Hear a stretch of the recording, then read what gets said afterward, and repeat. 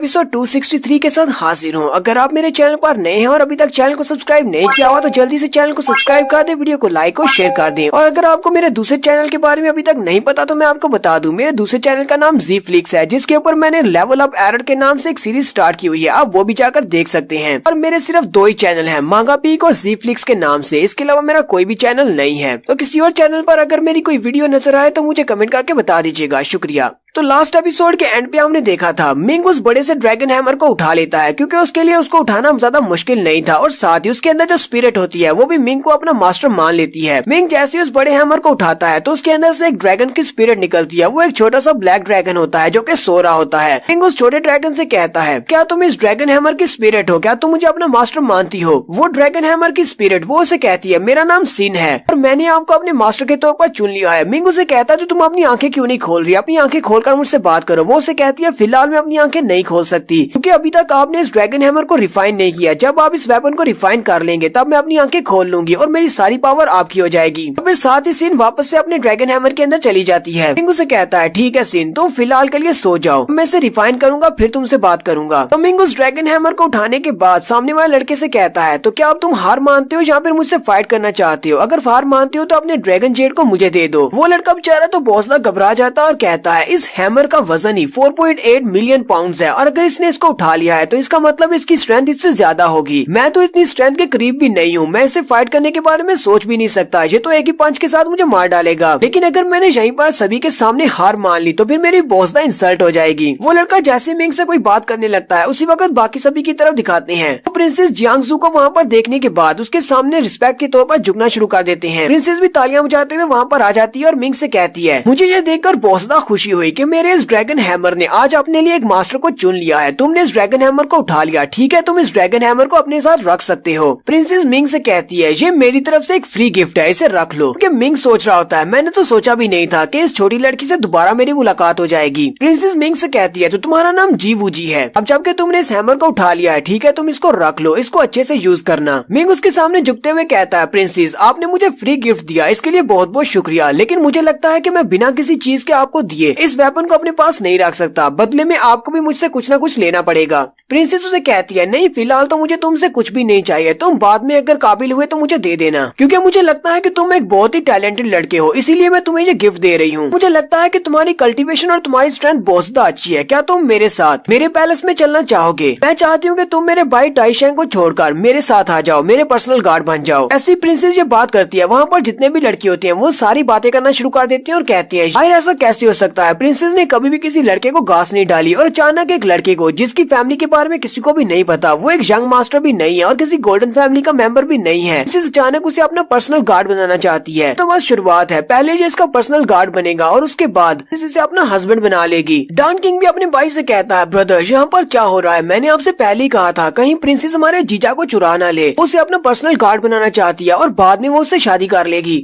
तो बड़ा भाई उसे कहता है, मुझे नहीं लगता कि ऐसा कुछ होने वाला है, वो सिर्फ उसे अपने पर्सनल गार्ड के तौर पर इनवाइट कर रही है। चाहे ये लड़का कितना ही हास क्यों ना हो, एक प्रिंसेस से इसकी शादी नहीं हो सकती। और उनकी बहन भी ये सब कुछ देखकर बहुत ज्यादा हैरान होती है और कहती है, मुझे लगता है कि मैंने बहुत ही गलत फैसला कर दिया इस लड़के को ठुकरा कर। ये लड़का तो एक बहुत बड़ा जीनियस है, पहले इसने ड्रैगन हैमर को उठा लिया और उसके बाद अब प्रिंसेस भी इसे अपना पर्सनल गार्ड बनाना चाहती है। मिंग फिर से प्रिंसेस के सामने झुकते हुए से कहता है, आपके मेरे साथ इतने प्यार से बात करने के लिए बहुत बहुत शुक्रिया और आपकी ऑफर के लिए भी शुक्रिया, लेकिन इस वक्त मैं प्रिंस का पर्सनल गार्ड हूँ और मैं उनकी आर्मी को छोड़कर प्रिंसेस को कैसे ज्वाइन कर सकता हूँ, इसलिए प्लीज इस बात को भूल जाएं। मिंग सोच रहा होता है, अगर मैं इसका पर्सनल गार्ड बन गया तो फिर मैं उस टाइशेंग के साथ पंटियान होली लैंड की बड़ी दुनिया में नहीं जा पाऊंगा। ये बेकार प्रिंसेस तो मेरा सारे का सारा प्लान फेल करना चाहती है। प्रिंसेस उसकी बात सुनने के बाद गुस्सा आ जाती है और आगे बढ़ती है और उसे चुटकी काटते हुए कहती है, तुम अभी तक नाटक क्यों कर रहे हो? मुझे अच्छी तरह से पता है कि तुम मिंग जी हो, तो यहाँ पर तुम इस फेक अपीयरेंस के साथ नाटक कर रहे हो। मैंने तो तुम्हें देखते ही पहचान लिया था कि तुम वही कमीने जी मिंग हो। मिंग उसे कहता है, प्रिंसेस पता नहीं आप किस बारे में बात कर रही हैं, मुझे आपकी जरा भी समझ नहीं आ रही। है कि आपने मुझे कुछ और समझ लिया है। मैं तो प्रिंस का बहुत ही लॉयल सर्वेंट हूँ और मैं उनकी पर्सनल गार्ड आर्मी को छोड़कर नहीं आ सकता। प्रिंस को इस तरह धोखा नहीं दूंगा। प्रिंसेस भी मिंग के इस झूठ को सुनने के बाद सोच रही होती है, कहीं मैंने गलती तो नहीं कर दी, कहीं ये लड़का सच तो नहीं कह रहा, ये वो लड़का नहीं हो सकता। प्रिंसेस पीछे की तरफ मुड़ जाती है और उसे कहती है, चलो मान लेते हैं कि मैंने गलती कर दी, इसलिए मैं तुमसे माफी नहीं मांगने वाली। प्रिंसेस उसे कहती है, अब जबकि तुम मेरे ब्रदर टाइशेंग की पर्सनल गार्ड आर्मी से हो तो इसका इसका मतलब तुम्हें जांटियान होली लैंड की वार में उसके साथ जाना पड़ेगा। मिंग उसे कहता है क्या तुम्हें वहाँ से उस बड़ी दुनिया से कुछ चाहिए? प्रिंसेस उसे कहती है मैं चाहती हूँ कि उस बड़ी दुनिया में जाने के बाद तुम वहाँ पर 3 चीजों को ढूंढो और हो सके तो उन तीनों चीजों को मेरे लिए लेकर आओ। प्रिंसेस उसे कहती है उनमें से एक चीज आइस मार्टल है, दूसरी का नाम जेड बोन फ्लावर है और तीसरी फाउंटेन ऑफ यूथ। मैं चाहती हूँ ये तीनों चीजें तुम्हें मिले तो मेरे लिए लेकर आना। मैंने सुना है कि ये तीनों चीजें जिस लड़की के पास होती हैं वो हमेशा जवान रहती है और उसकी स्किन खराब नहीं होती। अगर ये तीनों चीजें तुम मेरे लिए ले आते हो तो उसके बाद तुम इस ड्रैगन हैमर को अपने पास रख सकते हो। फिलहाल के लिए तुम इसे मेरा उधार समझकर अपने पास रखो। अगर तुम्हें ये तीनों चीजें वहाँ पर नहीं मिलेंगी तो तुम्हें ये ड्रैगन हैमर वापस करना पड़ेगा। मिंग उसे कहता है प्रिंसेस आपको परेशान होने की जरूरत नहीं है, मैं आपके इस ड्रैगन हैमर को अपने पास तोहफे के तौर पर ही रखूंगा और अगर मैं इसकी कीमत अदा नहीं कर सका ड्रैगन हैमर आपको वापस कर दूंगा। प्रिंसेस उसे कहती है नहीं मुझे तुमसे ये वापस नहीं चाहिए। अगर तुम उन तीनों चीजों को लेकर नहीं आते तो तुम्हें सिर्फ 100 बिलियन मार्शल गॉड कॉइंस मुझे देना पड़ेंगे इस ड्रैगन हैमर के बदले में और तुम इसे खरीद लोगे। मिंग उसकी बात सुनने के बाद ही सोच रहा होता है इसने मुझसे 100 बिलियन मार्शल गॉड कॉइंस मांग लिए। ये लड़की तो अभी भी बहुत ज्यादा बुरी है जितनी पहले थी, ये तो मुझे दिन दहाड़े लूटना चाहती है। वो लड़का प्रिंसेस के यहाँ पर होने का फायदा उठाते हुए कहता अब जबकि प्रिंसेस यहाँ पर आ चुकी है मुझे नहीं लगता कि हम दोनों को यहाँ पर फाइट करना चाहिए। हम लोग यहाँ पर फाइट करके एक दूसरे को मार नहीं सकते। प्रिंसेस को ये बात बुरी लगेगी। प्रिंसेस उसे कहती है मैं किसने कह दिया कि मेरे यहाँ पर होने से ये फाइट नहीं होगी। असल में मैं इस ड्रैगन हैमर की स्ट्रेंथ देखना चाहती हूँ। मैं देखना चाहती हूँ कि ये ड्रैगन हैमर कितने जोर से स्ट्राइक कर सकता है। चलो जल्दी से तुम दोनों अपनी फाइट को कंटिन्यू करो। वो लड़का बेचारा बहुत ज्यादा घबरा जाता है और कहता है ये प्रिंसेस तो मुझे मरवाएगी। मिंग अपने ड्रैगन हैमर को उठाता है और जंप करते हुए उस लड़के पर अटैक करने के लिए आगे बढ़ता और कहता हाँ ये तो मैं भी देखना चाहता हूँ कि ये कितना स्ट्रॉन्ग वार करता है। वो लड़का बेचारा बहुत ज्यादा घबराया हुआ होता है और मिंग से कहता है प्लीज मुझे मत मारना, लेकिन मिंग उसकी बात नहीं सुनता और वो हंसते हुए अपने ड्रैगन हैमर के साथ उसके ऊपर अटैक करता है और उस लड़के को जबरदस्त हिट लगाता है जो कि पीछे दीवार में जाकर धंस जाता है। मिंग कहता है ये ड्रैगन हैमर तो एक बहुत ही अच्छा वेपन है, ये बहुत ही अच्छा है और मेरे हाथ में फिट भी है। प्रिंसेस फिर से ताली बजाती है और उन सभी से कहती है हमारी पार्टी स्टार्ट होने वाली है तो सभी लोग बैंक्वेट हॉल में अंदर आ जाएं। फिर वो सारे लोग एक एक करके बैंक्वेट हॉल की तरफ चल पड़ते हैं जबकि मिंग भी उन भाइयों के साथ और जियान भी उनके साथ ही होती है। वो लोग भी बैंक्वेट हॉल की तरफ जा रहे होते हैं। डॉन किंग मिंग की सारी नई पावर्स को देखने के बाद बहुत ज्यादा एक्साइटेड होता है और कहता है ब्रदर जीवू जी तुम तो बहुत ज्यादा पावरफुल हो। सिर्फ तुमने वहाँ पर ड्रैगन हैमर को उठा लिया, इसके अलावा प्रिंसेस ने तुम्हारी बहुत ज्यादा तारीफ की। मिंग उसे कहता है इस सब में कुछ भी ज्यादा खास नहीं है, उस ड्रैगन हैमर को तो मैंने उठाना ही था लेकिन प्रिंसेस ने मेरी तारीफ की, ये तो बस एक कोइंसिडेंस है। जियान भी आगे बढ़ती है और मिंग से कहती है ब्रदर जीवू जी तुम इतने ज्यादा स्ट्रॉन्ग कैसे हो सकते हो? तुम्हारा ओपोनेंट एक मार्शल आर्ट्स का ग्रैंड मास्टर था कि तुम्हारा लेवल उससे काफी लो है, फिर तुमने उसे सिर्फ एक ही स्ट्राइक में कैसे हरा दिया? मिंग उसे कहता है यहाँ पर बात ये नहीं है कि मैं स्ट्रॉन्ग हूँ बल्कि यहाँ पर बात यह है कि वो बहुत ज्यादा वीक है। कोई भी मार्शल आर्ट्स के मास्टर राम में भी इतना ज्यादा स्ट्रॉन्ग हो सकता है। अगर आपके पास स्ट्रेंथ हो तो आप एक मार्शल आर्ट्स के मास्टर होने के बावजूद भी एक मार्शल आर्ट्स के गार्ड को मार सकते हैं, यानी कि लेवल का कोई मतलब ही नहीं होता। तो जियान अपने किए पर बहुत ज्यादा शर्मिंदा है। वो मिंग का पल्लू खींचती है और उसे कहती है ब्रदर जी तुम मेरे सारे बिहेवियर की वजह से गुस्सा तो नहीं हो? थोड़ी देर पहले जो कुछ भी हुआ वो सब कुछ मेरी वजह से हुआ है। मिंग मुस्कुराते हुए उससे कहता है तुम तो बस एक छोटी सी लड़की हो जो कि कुछ मजाक कर रही थी, तुम्हें परेशान होने की जरूरत नहीं है, मैंने तुम्हारी किसी भी बात को माइंड नहीं किया। किंग बड़े बेशर्मों की तरह मिंग से कहता है ब्रदर जी मेरी बहन तुम्हारी काफी ज्यादा परवाह करती है और उससे आप अपने किए पर बहुत ज्यादा पछतावा भी है। तुम्हारे पास एक बहुत ही प्योर होली बॉडी है, क्या तुम्हारे दिमाग में मेरी बहन के बारे में और कुछ नहीं चल रहा? तुम्हें शर्माने की जरूरत नहीं है, अगर कुछ है तो मैं बता दो। जियान शर्माते हुए अपने भाई से कहती है ये तुम क्या बकवास कर रहे हो, तुम इस तरह की बातें मेरे सामने कैसे कर सकते हो? फिर साथ ही जियान शर्माते हुए वहाँ से भाग जाती है जबकि डॉन किंग हंसते हुए कहता है मैं अपनी बहन को पहली बार किसी लड़के के सामने इस तरह शर्माते हुए देख रहा हूँ। वो तो शर्माते हुए यहाँ से चली गई। डॉन किंग मिंग से कहता है ब्रदर जीवू जी तो जल्दी से कोई फैसला कर लो, अगर तुम मेरी बहन से शादी कर लेते हो तो फिर मैं तुम्हारा साला बन जाऊंगा। मिंग उसे कहता है नहीं ऐसा नहीं होने वाला, तुम मेरे साले कभी नहीं बन सकते क्योंकि मेरे पास पहले से एक पार्टनर है। डॉन मिंग से कहता है चलो जल्दी से हम लोग बैंक्वेट हॉल में वापस चले जाते हैं क्योंकि मुझे लगता है कि यहाँ पर बहुत ज्यादा खतरा है। मिंग उसे कहता है कैप्टन तुम्हें क्या लगता है कि तुम्हारी बहन जियान की वजह से यहाँ पर जो लोग हैं वो गुस्से के साथ मेरे ऊपर अटैक भी कर सकते हैं? कमांडर उसे कहता है नहीं मैं यहाँ पर अपनी बहन की बात नहीं कर रहा, हाँ ये सभी लोग तुमसे बहुत ज्यादा गुस्सा है लेकिन ये मेरी बहन की वजह से गुस्सा नहीं है बल्कि प्रिंसेस की वजह से गुस्सा है कि वहाँ पर प्रिंसेस ने सभी के सामने तुम्हें प्रेस किया। प्रिंसेस कभी किसी की तारीफ नहीं करती, हालांकि यहाँ पर जितने भी बंदे थे वो सारे के सारे गोल्डन फैमिलीज के यंग मास्टर्स थे, लेकिन प्रिंसेस ने उन सभी को छोड़कर तुम्हारी तारीफ की और मुझे लगता है कि ये बात बहुत सारे यंग मास्टर्स को खटक रही होगी और वो तुम्हें मारने के लिए बेताब होंगे और वो तुम्हें इसलिए भी मारना चाहते हैं क्योंकि तुमने ड्रैगन हैमर को हासिल कर लिया है, उन्हें वो ड्रैगन हैमर चाहिए। मिंग कमांडर से कहता है कमांडर आपको परेशान होने की जरूरत नहीं है, मैं ऐसा इंसान नहीं हूँ जो कि मुश्किल से डर कर भाग जाए, मैं तो हमेशा मुश्किल का सामना करता हूँ, आने दो जिसे भी आना है मैं देख लूंगा। वो लोग अभी चलते हुए जा ही रहे होते हैं उसी वक्त उनके सामने एक बड़ा सा हटा कटा यंग मास्टर आकर खड़ा हो जाता है। वो मिंग से कहता है अपने ड्रैगन हैमर को मुझे बेच दो। कमांडर मिंग से कहता है लगता है कि मैं तुम्हें रिमाइंड कराने में काफी स्लो हूँ, तुम्हारी ट्रबल्स तो स्टार्ट भी हो गई हैं। तो मिंग उस लड़के से कहता है तुम यहाँ पर मेरे ड्रैगन हैमर को खरीदने के लिए आए हो, लेकिन ये तो मेरे पास कर्ज के तौर पर है, ये मेरा नहीं है, इसलिए अगर तुम्हें ये खरीदना है तो जाकर प्रिंसेस से बात करो। वो लड़का उसे कहता है मैं जू फैमिली का यंग मास्टर हूँ जो कि एक गोल्डन फैमिली है, अरे हिम्मत कैसे हुई मेरे साथ इस तरह बात करने की, अगर तुम इसको बेचना चाहते हो तो मुझे बेचो, प्रिंसेस को इस हिसाब में मत लाओ, और अगर तुम इसे मुझे नहीं बेचोगे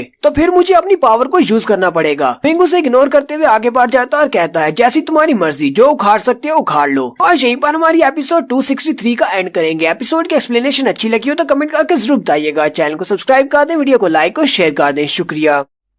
हेलो गाइस, कैसे हैं आप सब लोग। रिवेंज सीकर की एपिसोड 264 के साथ हाजिर हूँ। तो लास्ट एपिसोड के एंड पे हमने देखा था मिंग उन दोनों भाइयों के साथ बैंक्वेट हॉल की तरफ जा रहा होता है। वहीं पर रास्ते में गोल्डन फैमिली का लड़का उसके सामने आकर खड़ा हो जाता है और उससे कहता है क्या तुम अपने ड्रैगन हैमर को मुझे बेचोगे। मिंग उसे कहता है नहीं, मैं इसे नहीं बेच सकता, अगर तुम्हें इसे खरीदना है तो जाकर प्रिंसेस से बात करो। वो लड़का गुस्सा हो जाता है और कहता है मेरे सामने प्रिंसेस का नाम मत लो, मुझे तुमसे ये खरीदना है, क्या तुम इसे बेचोगे या नहीं, अगर नहीं तो फिर मैं अपनी फोर्स को यूज करूंगा। मिंग उसे कहता है ठीक है, जैसे तुम्हारी मर्जी, जो उखाड़ सकते हो उखाड़ लो। अभी मिंग उन दोनों भाइयों के साथ आगे बढ़ जाता है, जबकि वो लड़का बहुत गुस्से में होता है और कहता है लड़के अब तुम्हें इस सब के कॉन्सिक्वेंसेस बर्दाश्त करने पड़ेंगे। थोड़ा सा आगे जाने के बाद मिंग डॉन जी से पूछता है कमांडर अगर मैं यहाँ पर पार्टी में किसी को मार डालता हूँ जो मुझे मारने के लिए आएगा तो क्या प्रिंस मुझे कवर करेंगे या नहीं। कमांडर उसे कहते हैं तुम्हें अच्छी तरह से पता होना चाहिए कि प्रिंस का स्टेटस बहुत ज्यादा हाई है, तुम यहाँ पर किसी को भी मार सकते हो, लेकिन पता नहीं चलना चाहिए कि उसको तुमने मारा है। अगर तुम्हारे अंदर इतना टैलेंट है कि तुम किसी को बिना पता चले मार सकते हो तो ये सारे मसले को प्रिंस संभाल लेगा। इस पार्टी में प्रिंसेस को छोड़कर जितने भी लोग हैं उन सभी को तुम मार सकते हो। मिंग कमांडर से कहता है ये तो बहुत ही अच्छी बात है, और फिर साथ ही मिंग वहाँ से गायब हो जाता है। डॉन की अपने भाई से कहता है ब्रदर ये लड़का तो यहाँ से चला गया, क्या जीवू जी वहाँ पर जाकर किसी को मारने वाला है।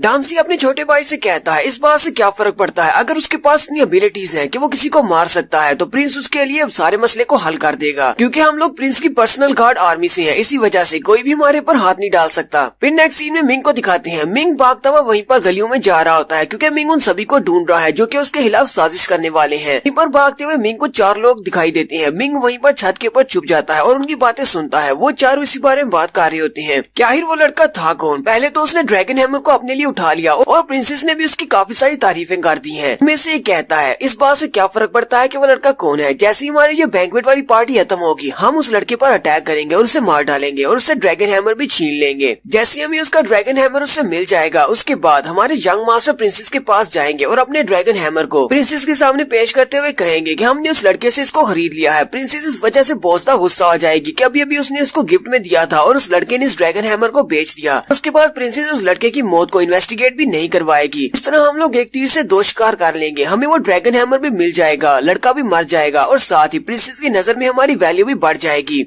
वो अपने यंग मास्टर से कहते हैं तुम्हें इस बारे में सोचना होगा। मुझे लगता है कि इस वक्त इस बैंक्वेट हॉल में जितने भी बाकी के यंग मास्टर्स हैं वो सारे भी इसी बारे में सोच रहे होंगे कैसे उस लड़के को मारकर उसके हाथ से ड्रैगन हैमर को लिया जाए। हमारे पास एक बहुत ही अच्छा प्लान है, हम सभी लोग अपने इस प्लान को अच्छे से एग्जीक्यूट कर सकते हैं। हमें बस उस लड़के को बाकी के किलर से पहले मारना होगा। मिंग ऊपर छुपकर उन सभी की बातें सुन रहा होता है। मिंग कहता है तो लगता है कि इन सभी ने अपना प्लान बना लिया है। मिंग ने वहाँ पर अपनी प्रेजेंस को हाइड किया हुआ है ताकि वो उसकी प्रेजेंस को महसूस न कर सके। मिंग कहता है मेरे मास्टर जी ने मुझे एक हाई लेवल का एम्यूलेट दिया था जिसकी मदद से अपनी बॉडी को हाइड कर सकता हूँ, यहाँ तक कि एक मार्शल आर्ट्स का डोमिनेटर भी मुझे नहीं पहचान सकता कि मैं यहाँ पर हूँ। मिंग मास्टर से कहती है मास्टर उन तीनों लोगों में एक मार्शल आर्ट्स का गुरु भी है, मुझे लगता है कि उसको मारना इतना आसान नहीं होगा क्योंकि उसके साथ आपको डेडली फाइट करना पड़ेगी और यहाँ पर बहुत ज्यादा शोर मचेगा। मिंग अपने हाथ पर अपने पॉइजन को रिलीज करता है और उसे कहता है हालांकि मेरे डेडली पॉइजन के स्किल बहुत ज्यादा अच्छे हैं जो मुझे गॉड मदर से मिले हैं, अपने पॉइजन के साथ इन सभी को एक साथ ही मार सकता हूँ, लेकिन फिर भी इंश्योरेंस के लिए मैं जरा कुछ और भी अप्लाई करता हूँ। वो अपने मैरिज टैले से कहता है मैरिज टैले 1 मिलियन मार्शल गार्ड कोइंस के बदले में मुझे एक हाई लेवल का टेलिस्मन चाहिए जो कि पॉइजन को सपोर्ट करे। का मैरिज टैले उसे एक टेलिस्मन देता है। मिंग उस टेलिस्मन को अपने पॉइजन के साथ कवर करता है और फिर अपने उस पॉइजन लगे हुए टेलिस्मन को उन चारों की तरफ फेंक देता है। मिंग कहता है इस टेलिस्मन की मदद से मैं एक मार्शल आर्ट्स के गुरु को भी बहुत ही आसानी से मार सकता हूँ। मिंग का टेलिस्मन जैसे ही वहाँ पर उनकी बॉडीज के ऊपर जाकर गिरता है उसी वक्त एक दूसरे से कहता है सेकंड ब्रदर तुम्हारे चेहरे को क्या हो गया, तुम्हारे चेहरे का रंग तो हरा होता जा जा रहा है। बाकी के सारे भी उसके रंग की तरफ देखकर काफी हैरान होते हैं। वो लड़का कहता है मुझे अचानक क्या हो रहा है, मुझे ऐसे महसूस हो रहा है जैसे कि मेरी बॉडी के अंदर स्ट्रेंथ ही नहीं है। और फिर साथ ही उस लड़के की स्किन भी ऊपर से पिघलना शुरू हो जाती है। वो कहता है किसी ने मुझे पॉइजन दिया है, इस पॉइजन की वजह से मेरी हड्डियों के ऊपर से मेरा सारा मांस पिघलता जा रहा है। और सिर्फ वही नहीं, बाकी के तीनों की बॉडीज भी हरे रंग की हो जाती हैं और उनके ऊपर भी पॉइजन ने काम किया होता है। उन सभी की बॉडीज के ऊपर से उनकी स्किन जो होती है वो मेल्ट हो जाती है और वो चारों वहीं पर नीचे गिर जाते हैं और वहीं पर मर जाते हैं। और मरने से पहले वो काफी शोर मचा रहे होते हैं कि हमें मरना नहीं है। जबकि उसी वक्त दूसरी गली का सीन दिखाते हैं। दूसरी गली में भी 2 किलर्स होते हैं। वो उनकी आवाज सुन लेते हैं। उनमें से एक कहता है लगता है कि वहाँ पर कुछ हुआ है, क्या हमें वहाँ पर जाकर देखना चाहिए। तो उसका भाई उसे कहता है नहीं, हमें वहाँ पर जाने की क्या जरूरत पड़ी है, जो लोग मरने वाले हैं उनको मरने दो, हमें अपने मिशन पर ध्यान देना चाहिए। जैसे वो लड़का बैंक्वेट हॉल से बाहर निकलेगा हम उसके ऊपर अटैक करेंगे और उसे यहीं पर मार डालेंगे। उस लड़के को मारने के बाद उसके हाथ से ड्रैगन हैमर को ले लेंगे और फिर अपने यंग मास्टर को पेश करेंगे। उसी वक्त उसके ऊपर अटैक होता है और उसके मुंह से ब्लड निकलते हुए वहीं पर गिर जाता है। जबकि दूसरे के ऊपर भी अटैक होता है। मिंग उन दोनों के ऊपर दूर से खड़े खड़े अटैक करता है और उन दोनों को वहीं पर मार देता है। जबकि देखने वाले ये देखकर बहुत ज्यादा हैरान होते हैं और कहते हैं ये क्या हो रहा है, अचानक से यहाँ पर लोग क्यों मार रहे हैं। वो भागते हुए मजिस्ट्रेट ऑफिस की तरफ जाते हैं और कहते हैं हमें जाकर गवर्नमेंट को इस बारे में इन्फॉर्म करना होगा कि गली में लोग मार रहे हैं। जबकि यहीं पर एक बैल्कनी में एक और यंग मास्टर बैठा होता है जो कि अपनी ड्रिंक पी रहा होता है। उसके सामने वाला लड़का उसे कहता है मास्टर हमें भी बहुत ज्यादा एहतियात करना होगी। जबकि वो लड़का ड्रैगन हैमर को उठा सकता है तो इसका मतलब वो काफी ज्यादा स्ट्रॉन्ग है, उसके पास काफी सारे स्किल्स होंगे, इसलिए हमें जल्दी से जल्दी उस लड़के को मारना होगा। वो यंग मास्टर उसे कहता है तुम्हें लगता है कि वो मुझे मार सकता है, मैं एक बड़ी फैमिली का यंग मास्टर हूँ, वो छोटा सा लड़का मेरा क्या बिगाड़ सकता है। लेकिन जैसे ही वो अपनी ड्रिंक करने के बाद अपने कप को नीचे रखता है उसी वक्त उसके मुंह से ब्लड निकलना शुरू हो जाता है।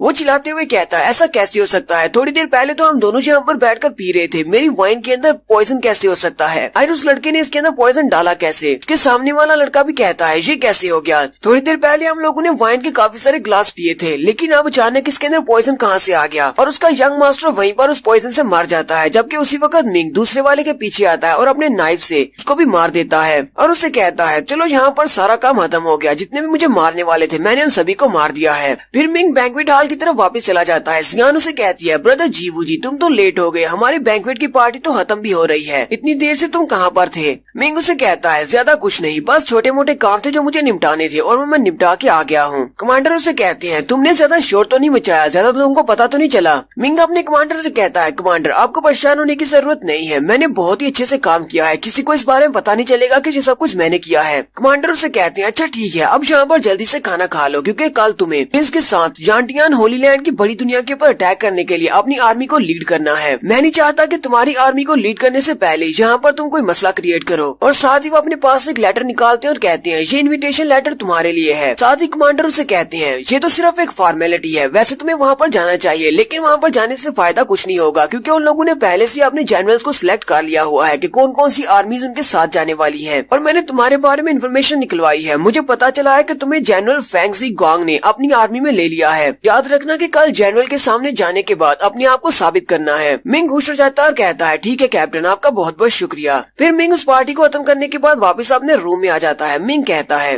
हालांकि अब मेरे पास अपने 30,000 जॉइंट सोल्जर्स हैं और मैं एक जनरल बन चुका हूँ, लेकिन फिर भी एक बड़े जनरल के मुकाबले में मैं सिर्फ एक माइनर जनरल हूँ जो कि एक छोटा सा जनरल है जो किसी बड़े जनरल के अंडर काम करेगा। मिंग कहता है इस बार यांटियान होली लैंड के ऊपर जो अटैक होने वाला है जहाँ पर बहुत बड़ी आर्मी जाने वाली है। लास्ट टाइम मैंने एक बैटल की थी स्नो वेयरवुल्व्स के साथ, वहाँ पर आर्मी बहुत ज्यादा छोटी थी। इस बार की आर्मी में 10 मिलियन से भी ज्यादा जनरल्स हैं और उन सारे जनरल्स के नीचे मेरे जैसे माइनर जनरल्स हैं, वो भी हजारों लाखों की तादाद में हैं। इसलिए मुझे लगता है कि कल बहुत सारे ऐसे लोग होने वाले हैं मेरी तरह के माइनर जनरल जो कि फेंग ज़ी ग्वांग जनरल से मिलने के लिए जाएंगे। इसलिए मुझे सुबह सुबह जल्दी उठना होगा ताकि मैं जाकर वहाँ पर जनरल से मिल सकूँ और वहाँ पर कुछ कनेक्शंस बना सकूँ ताकि वो मुझे डायरेक्टली बैटलफील्ड पर ना भेज दें कि बैटलफील्ड पर जो भी पहले जाएगा वो तो लाजमी मारा जाएगा। तब इसी बारे में सोच रहा होता है कि उसी वक्त हांग शुई वहाँ पर आ जाती है और वो उसके बिस्तर पर उसके ऊपर ही आकर बैठ जाती है। मिंग उसे देखकर बहुत ज्यादा हैरान हो जाता है और उसे कहता है हांग शुई तो तुम यहाँ पर क्या कर रही हो, लास्ट टाइम तुम मेरी छत पर आई थी और इस बार तो तुम मेरे रूम में घुस आई हो। हांग शुई उसे कहती है मैं यहाँ पर खेलने के लिए आई हूँ और वो काफी अच्छे मूड में होती है। मिंग उसे कहता है हांग शुई जब मैंने लास्ट टाइम तुमसे कहा था कि तुम कुंग फैम बिल्डिंग में काम करती हो तुमने कहा था नहीं मैं एक प्रोस्टिट्यूट नहीं हूँ, लेकिन अब जरा देखो, आधी रात के वक्त तुम एक लड़के के कमरे में आ गई हो और फिर तुम कहती हो कि नहीं, मैं एक प्रोस्टिट्यूट नहीं हूँ। हांग शुई मिंग से कहती है अपनी बकवास बंद करो, तुम जैसे लड़के उस कुनफेंग बिल्डिंग में जाते हैं लड़कियों के साथ खेलने के लिए, लेकिन मैंने तुम्हें कभी कहा कि तुम वहाँ पर क्यों जाते हो लड़कियों के साथ मजा करने के लिए, फिर तुम मेरे बारे में इस तरह की बात कैसे कर सकते हो। और फिर साथ ही वो मिंग को उसके बेल्ट से पकड़ दिया और उसे उल्टा देती है और फिर उसकी तशरीफ के ऊपर थप्पड़ मारना स्टार्ट करती है और कहती है क्या प्रोस्टिट्यूट ऐसे ही काम करती हैं। मिंग चिल्ला चिल्लाकर उसे कह रहा होता अब ये तुम क्या कर रही हो। हांग शुई से कहती है मैं आज बहुत ही अच्छे मूड में हूँ, मैं तुम्हें दिखाती हूँ, तुमने कहा कि मैं एक प्रोस्टिट्यूट हूँ तो मैं तुम्हें दिखाती हूँ कि प्रोस्टिट्यूट कैसे काम करती है। हांग शुई काफी ज्यादा खुश होती है और वो मिंग की तशरीफ पर थप्पड़ मारते हुए काफी ज्यादा एंजॉय कर रही होती है। मिंग काफी देर उससे मार खाने के बाद जब उसे लगता है कि ये तो कुछ ज्यादा ही हो रहा है, वो जल्दी से उसके नीचे से निकलता है और उसे कहता है लगता है कि तुम आज काफी ज्यादा अच्छे मूड में हो, चलो मैं तुम्हें बताता हूँ कि हम लोग वहाँ पर कुंगफेंग बिल्डिंग में जाने के बाद लड़कियों के साथ क्या करते हैं। अब क्योंकि तुम मुझे दिखा रही हो कि एक प्रोस्टिट्यूट क्या करती है तो फिर मैं तुम्हें दिखाता हूँ कि एक लड़का वहाँ पर क्या करता है। हांग शुई हंसते हुए से कहती है चलो देखते हैं कौन क्या करता है। और फिर नेक्स्ट सीन में वो दोनों एक दूसरे को नीचे दबाने की कोशिश करते हैं और साथ ही वो बहुत ज्यादा शोर भी मचा रहे होते हैं, लेकिन यहाँ पर कुछ भी नहीं हो रहा, वो सिर्फ एक दूसरे को नीचे दबाने की कोशिश कर रहे हैं। थोड़ी देर के बाद हांग शुई से कहती है तुम्हारी स्ट्रेंथ तो पहले से बहुत ज्यादा बढ़ चुकी है, जबकि मिंग की हालत काफी ज्यादा खराब होती है। मिंग सोच रहा होता है हालांकि मेरी स्ट्रेंथ अब 100 मिलियन पाउंड तक पहुंच चुकी है, लेकिन फिर भी मैं इस लड़की को नीचे दबाकर नहीं रख सका,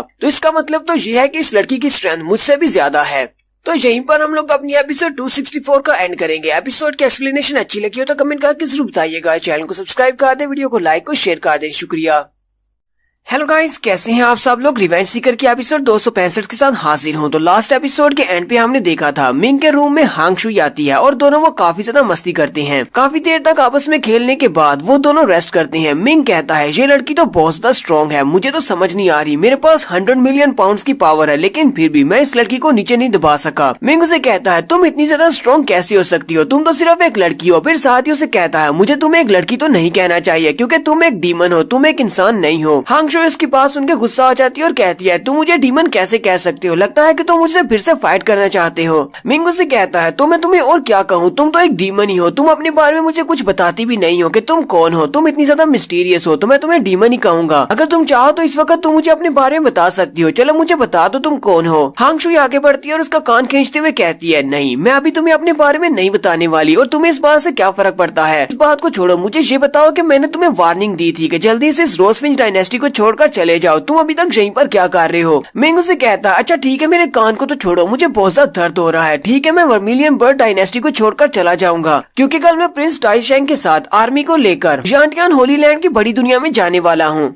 हांग शुई की बात सुनने के बाद चिल्लाकर उसे कहती है बेवकूफ कहीं के, मैंने तुम्हें कहा कि यहाँ से जाना है लेकिन तुम अपनी आर्मी को लेकर वहाँ पर क्यों जा रहे हो, क्या तुम्हें पता भी है जानटियान की बड़ी दुनिया कितनी खतरनाक जगह है। तुम्हें लगता है कि तुमने अपने लिए 30,000 जायंट्स को सोल्जर्स के तौर पर खरीद लिया है तो वो वहाँ पर तुम्हारे बहुत ज्यादा काम आएंगे और उनकी मदद से तुम इस फाइट को जीत सकते हो। तुम वहाँ पर जाओगे तो मारे जाओगे क्योंकि तुम्हारे ऊपर जितने भी जनरल्स हैं वो सारे के सारे तुम्हें और तुम्हारे जायंट सोल्जर्स की आर्मी को फ्रंट लाइन पर भेज देंगे और वहाँ पर तुम ऐसे ही मारे जाओगे। मिंग उसे कहता है तुम्हें इस बारे में परेशान होने की जरूरत नहीं है, मुझे ये बात अच्छी तरह से पता है कि बड़े जनरल्स क्या करते हैं, वो अपने से छोटे जनरल्स और उनकी आर्मीज को फ्रंट लाइन पर भेज देते हैं। लेकिन मैं क्या करूं, मुझे वहाँ पर लाजमी जाना पड़ेगा, मुझे वहाँ पर कुछ बहुत ही जरूरी काम है, मुझे किसी को ढूंढना है और मुझे लगता है कि इसी तरह के डेंजर को पार करते हुए मुझे बहुत बड़ी अपॉर्चुनिटी मिलेगी। हांग शुई से कहती है मुझे लगता है कि तुम वहाँ पर जाकर रहोगे और तुम मेरी बात को नहीं मानने वाले। मिंग हांग शुई से पूछता है तुम्हें तो सारी खबरें पता होती है, क्या तुम्हें ये भी पता है रोजफिंच डायनेस्टी के यंग प्रिंस जानटियान होली लैंड की बड़ी दुनिया के ऊपर अटैक करने के लिए क्यों जा रहे हैं, फिर वहाँ पर उस बड़ी दुनिया में ऐसा क्या है जो इनको चाहिए। हांग शुई से कहती है मुझे इस बारे में ज्यादा कुछ तो नहीं पता लेकिन मुझे इतना पता है कि रोजफिंच डायनेस्टी के एम्परर इस सभी में शामिल हैं, उनके हाथ में कुछ ऐसी चीज लगी है जिसकी मदद से उन्हें पता चला है कि वहाँ पर जाने से उन्हें कुछ बहुत ही अच्छी फॉर्चून मिल सकती है, लेकिन फिलहाल वो खुद वहाँ पर नहीं जा सकते क्योंकि एम्परर को इस वक्त यहाँ पर बहुत सारे काम है, इसी वजह से वो अपने बेटे टाइशेंग को वहाँ पर भेज रहे हैं। रोजफिंच डायनेस्टी की जितनी भी आर्मी है वो सारी की सारी एक बड़ी दुनिया जिसका नाम टाइया है उसके ऊपर अटैक करने के लिए एम्परर के ऑर्डर्स पर गई हुई है, इसी वजह से इनके पास ज्यादा आर्मी तो नहीं है। प्रिंस ने अपनी आर्मी को इकट्ठा किया है और साथ ही इन्होंने चार्टर सिस्टम को भी एक्टिवेट किया है, चार्टर सिस्टम जिसके मुताबिक तुमने अपने सोल्जर्स को खरीदा है। इसी वजह से बहुत सारे ऐसे जनरल्स हैं जिन्होंने अपने सोल्जर्स को खरीदने के बाद इनकी एक बड़ी आर्मी बना दी है। तो अगर सही तरह देखा जाए तो इस वक्त प्रिंस जिस आर्मी को लेकर जा रहा है वो कोई आर्मी नहीं है, वो स्पेशल आर्मी के सोल्जर्स नहीं है, वो तो सभी किसी न किसी मास्टर के अंडर खरीदे हुए हैं। मिंग उसकी सारी इन्फॉर्मेशन सुनने के बाद कहता है तुम्हें ये सारी की सारी अंदर की बातें पता है, तुम तो बहुत ज्यादा इंपॉर्टेंट पर्सन मालूम होती हो। आए तुम हो कौन? हांग शुई से कहती है मैं तुम्हें अपने बारे में नहीं बता सकती, क्योंकि अगर तुम्हें मेरे बारे में पता चल गया तो फिर मुझे तुम्हें मारना पड़ेगा। अभी थोड़ी देर पहले तुमने फाइट में देख ही लिया होगा कि अगर हम दोनों यहाँ पर फाइट करें और मैं अपनी फुल स्ट्रेंथ को रिलीज करूँ तो तुम्हारा मुझसे जीतने का कोई चांस नहीं है, तुम तो एक झटके में मारे जाओगे। मिंग उसे कहता है तुम्हें किसने कहा कि मैं मारा जाऊंगा? अभी मैंने अपनी पावर्स को रिलीज कहाँ किया था? हांग शुई उसके सर में मारती है। मिंग चिल्लाकर उसे कहता है अब तुम मेरे सर में क्यों मार रही हो? वो उसे कहती है मुझे इस तरह के लोग बिल्कुल भी पसंद नहीं है जो दूसरी तरफ मुंह करके बात करते हैं। अगर तुम्हें कोई बात करनी है तो डायरेक्ट मेरे मुंह पर करो। फिर साथ ही हांग शुई अपने पास से 2 इक्विपमेंट्स निकालती है और वो मिंग को दे देती है। वो उसे कहती है इन दोनों को अपने पास रखो। मिंग उसे कहता है ये दोनों क्या है, ये किस लिए यूज करने हैं? हांग शुई से कहती है तुम्हें इस बारे में जानने की जरूरत नहीं है कि इन दोनों को कैसे यूज करना है और ये दोनों किस लिए हैं। जांटियान होली लैंड की उस बड़ी दुनिया में जाने के बाद तुम्हें खुद ही पता चल जाएगा, क्योंकि ये दोनों चीजें वहीं पर इस्तेमाल की जा सकती हैं। क्योंकि मैं तो वहाँ पर जाने वाली नहीं हूँ, इसलिए ये मेरे लिए बेकार है, तुम इन्हें अपने पास रख लो। और फिर साथ ही वो उसे कहती है अपनी इस ट्रिप के ऊपर बहुत ज्यादा होशियार रहना और मरना मत और जल्दी वापस आना। और वो वहाँ से गायब हो जाती है। तो अब यहाँ पर बिमिंग की बारी आती है। बिमिंग कहती है मास्टर आपके हाथ में एक बहुत ही अच्छी फॉर्चून लगी है, क्या आपको पता है कि इसको क्या कहते हैं? इसको ट्रेजर मनी कहते हैं। इस ट्रेजर मनी की मदद से आप ट्रेजर वर्ल्ड के अंदर दाखिल हो सकते हैं। मिंग हैरान होकर बिमिंग से पूछता है बिमिंग ये ट्रेजर वर्ल्ड क्या है? तो यहाँ पर बिमिंग मिंग को ट्रेजर वर्ल्ड के बारे में बताती है। वो उसे कहती है गॉड स्लेयर की एज में बहुत सारे गॉड्स को मारा जा रहा था, बहुत सारे कल्टिवेटर्स यहाँ पर आए थे। उसी वक्त आसमान से एक बड़ा सा टुकड़ा नीचे गिरा था और कहा जाता है कि वो हमारे इस ज्ञानशान लैंड में गिरा था। और उस टुकड़े के अंदर जिसको अब ट्रेजर वर्ल्ड कहा जाता है उसके अंदर बहुत सारे ट्रेजर्स रखे हुए हैं, बहुत सारी तलिस्मन्स हैं और बहुत सारे ट्रेजर मनी है। इसके अलावा बहुत सारे क्रिस्टल्स भी पड़े हुए हैं। बिमिंग मास्टर से कहती है मास्टर उस ट्रेजर वर्ल्ड के अंदर इतना ज्यादा खजाना पड़ा हुआ है कि अगर किसी के हाथ में भी वो खजाना लग जाए तो वो 5 बड़ी डायनेस्टीज को मिलाकर अपनी एक बड़ी एलिमेंटल डायनेस्टी बना सकता है, यानी कि वहाँ पर इतना बड़ा खजाना है। मिंग उसकी बात सुनने के बाद बहुत ज्यादा चौंक जाता है और हैरान होकर उसे कहता है क्या वाकई में इस ट्रेजर वर्ल्ड के अंदर इतना ज्यादा खजाना है? क्या हम उस खजाने को यूज करते हुए अपनी एक डिवाइन डायनेस्टी बना सकते हैं? यहाँ तक कि इस वक्त हमारे टियानजान कॉन्टिनेंट में पूरी 5 डायनेस्टीज हैं। उन 5 डायनेस्टीज के रिसोर्सेज भी इतने ज्यादा नहीं होंगे जितने कि उस ट्रेजर वर्ल्ड में है। बिमिंग मास्टर से कहती है मास्टर जब 5 एलिमेंट वाली डायनेस्टी हुआ करती थी, यानी कि ये पूरी 5 डायनेस्टीज मिलकर एक डायनेस्टीज बनाती थी, उस वक्त इस ट्रेजर वर्ल्ड का गेट ओपन था। लेकिन जैसे ये डायनेस्टी को 5 हिस्सों में तकसीम किया गया उसके बाद से उसके दरवाजे को किसी ने नहीं देखा, किसी को नहीं पता कि उसकी ओपनिंग कहाँ पर है। मेरे मास्टर से मैंने एक बार सुना था, उन्होंने किसी से सुना था, उन्होंने कहा था कि शायद इसकी एंट्रेंस को जांटियान होली लैंड में ट्रांसफर कर दिया गया है, जहाँ पर अभी आप जाने वाले हैं। मुझे लगता है कि रोजफिंच डायनेस्टी के प्रिंस के वहाँ पर जाकर अटैक करने की वजह भी यही हो। वो लोग वहाँ पर उस एंट्रेंस को ढूंढने वाले हैं जो कि ट्रेजर राम से जुड़ी हुई है। मिंग उसकी बात सुनने के बाद सोच रहा होता है सिर्फ एक ट्रेजर वर्ल्ड की एंट्रेंस को ढूंढने के लिए जांटियान होली लैंड की बड़ी दुनिया के ऊपर अटैक करने के लिए जाना, मुझे ये बात हजम नहीं हो रही। मुझे लगता है कि एम्परर रोजफिंच के और भी बहुत सारे प्लान्स हैं। तो हांग शुई मुझे ट्रेजर मनी दे गई है, मुझे लगता है कि ये सिर्फ एक एक्सीडेंटल बात है और प्रिंस को इस बारे में नहीं पता होगा। साथ ही मिंग के हाथ में एक और क्रिस्टल बॉल भी होता है। वो बिमिंग से कहता है बिमिंग इसके बारे में बताओ ये क्या चीज है? बिमिंग कहती है मास्टर ये चीज जानी पहचानी लगती है, लेकिन मुझे इसके बारे में याद नहीं है कि ये क्या चीज है। जब मुझे याद आएगा मैं आपको बता दूंगी। मुझे कहता है चलो फिर ठीक है। फिर वो वहीं पर सोफा पर लेट जाता है और कहता है मुझे अभी आराम करना चाहिए, क्योंकि कल सुबह मुझे उठकर जनरल से मिलने के लिए जाना पड़ेगा। लगता है कि जनरल को कुछ रिश्वत देना पड़ेगी ताकि वो मुझे फ्रंट लाइन पर मेरे सोल्जर्स के साथ ना भेजे। तुम्हारा नेक्स्ट सीन अगले दिन सुबह सुबह का दिखाया जाता है। मिंग सुबह सुबह बहुत ही जल्दी उठकर जनरल से मिलने के लिए उसके घर के बाहर आ जाता है। लेकिन मिंग जैसे वहाँ पर पहुँचता है तो जनरल के घर के बाहर तो एक बहुत बड़ी लाइन लगी होती है। वहाँ पर बहुत सारे दूसरे जनरल्स जो कि इस बड़े जनरल फेंगजी ग्वान के नीचे आने वाले हैं, सारे के सारे जनरल को रिश्वत देने के लिए वहाँ पर पहले से मौजूद होते हैं और मिंग सबसे लास्ट पर होता है। मिंग वहाँ से सामने की तरफ देखता है और कहता है हालांकि मैं सुबह सुबह सबसे जल्दी उठकर आया हूँ, लेकिन फिर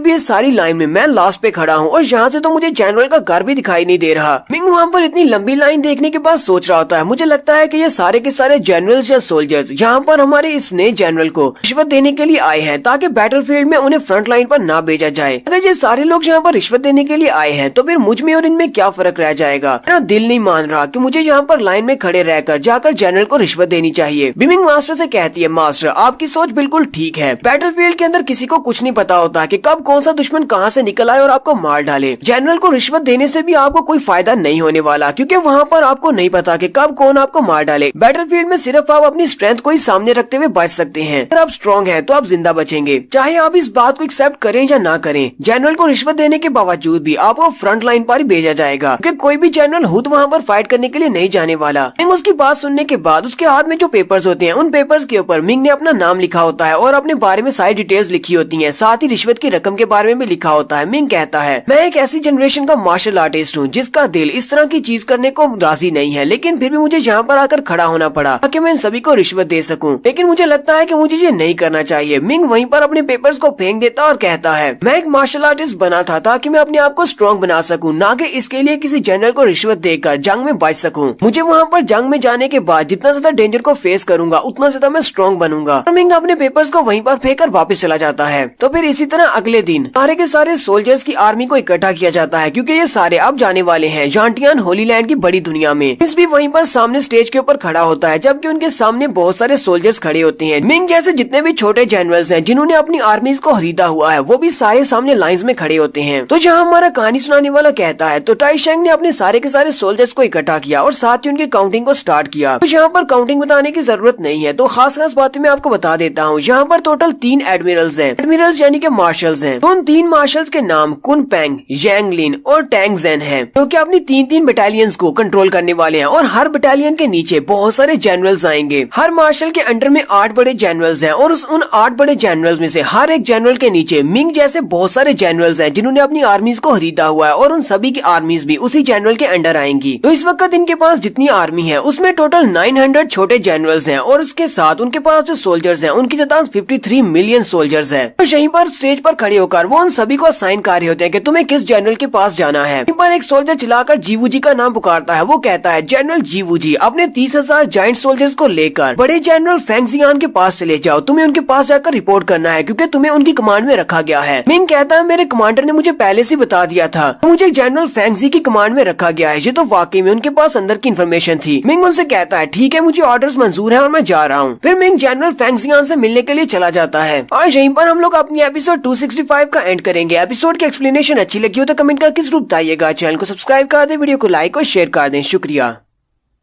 हेलो गाइस, कैसे हैं आप सब लोग। रिवेंज सीकर के एपिसोड 266 के साथ हाजिर हूं। अगर आप मेरे चैनल पर नए हैं और अभी तक आपने चैनल को सब्सक्राइब नहीं किया हुआ तो जल्दी से चैनल को सब्सक्राइब कर दें, वीडियो को लाइक और शेयर कर दें। शुक्रिया। लास्ट एपिसोड के एंड पे हमने देखा था फाइनली वो दिन आ चुका है जब ये सारी आर्मीज जांटियान होली लैंड की बड़ी दुनिया के ऊपर अटैक करने के लिए यहाँ से निकलने वाली है। मिंग भी अपनी आर्मी को लेकर वहाँ पर पहुँच जाता है, और वहीं पर उसे असाइन किया जाता है कि तुम्हें अपने बड़े जनरल फेंग जियान के पास अपनी आर्मी को लेकर जाना है और उनके पास जाकर रिपोर्ट करना है। तो मिंग वहाँ से अपने जाइंट्स की आर्मी को लेकर जनरल फेंग जियान से मिलने के लिए उनके टेंट में जाता है। तो जनरल फेंग जियान बड़े ही आराम से लेटे होते हैं। पिछली एपिसोड में आपको पता तो चल ही गया है कि ये बंदा किस तरह का है, कि इसने सारे सोल्जर से रिश्वत ली है। वो बड़े ही आराम से लेटा होता है और मिंग को देखकर कहता है, तो तुम वो जीवू जी हो। मिंग उनके सामने झुकते हुए कहता है, जनरल जी, मेरा नाम जीवू जी है। ऐसे जीवू जी अपना नाम बताता है तो वहाँ पर जितने भी बाकी के जनरल्स बैठे होते हैं वो सारे के सारे हंसना शुरू कर देते हैं। वो सारे हंसते हुए कहते हैं, मैंने सुना है कि जीवू जी यही वो अकेला जनरल है जिसने अभी तक हमारे एडमिरल को ऑफरिंग्स नहीं दी। यहाँ पर ये रिश्वत को ऑफरिंग्स का नाम दे रहे हैं। ऑफरिंग्स का मतलब ये होता है यानी गिफ्ट्स वगैरह देना, तो वो एक किस्म की रिश्वत ही हुई। जनरल फेंग जियान कहते हैं, कल मेरे हाउसकीपर ने बताया जब वो बाहर की सफाई कर रहा था तो वहाँ पर उसे कुछ पेपर्स मिले जो कि फटे हुए थे। मेरा बटलर एक बहुत ही बोरिंग सा इंसान है, के पास बहुत ज्यादा टाइम था, इसी वजह से उसने फटे हुए सारे पेपर्स को जोड़ दिया, और उन्हें जोड़ने के बाद उसके ऊपर नाम पड़ा तो उसके ऊपर जीवू जी लिखा हुआ था। मिंग उसकी बात सुनने के बाद बहुत ज्यादा हैरान होता और कहता है, मैं तो वहाँ पर अपने कागज को फाड़ कर फेंक आया था, लेकिन मुझे क्या पता था कि मैं पकड़ा जाऊंगा। लगता है कि अब इसकी चापलूसी करने से कुछ भी नहीं मिलने वाला, इसे सच बताना पड़ेगा। मिंग जनरल से कहता है, जनरल मैं आपको ऑनेस्टली बताता हूँ, वहाँ पर जब मैं सुबह सुबह पहुंचा तो वहाँ पर एक बहुत ही लंबी लाइन लगी हुई थी। हालांकि मैंने अपना नाम भी उस कागज पर लिखा था और साथ ही आपके लिए बहुत ही अच्छे से गिफ्ट भी तैयार किए हुए थे। जब मैंने वहाँ पर इतनी लंबी लाइन देखी तो मैंने सोचा कि ये सारे के सारे आपको गिफ्ट दे रहे हैं ताकि आपको खुश कर सकें, फिर इन सब में और मुझ में क्या फर्क रह जाएगा। इसलिए मैंने वहाँ पर उन सभी से अलग रहने का फैसला किया, इस तरह ताकि मैं आपकी नजर में आ सकूं। अब देखें जरा, मैं आपकी नजर में आ गया हूँ, यानी कि मैंने उनसे हटकर कुछ किया है।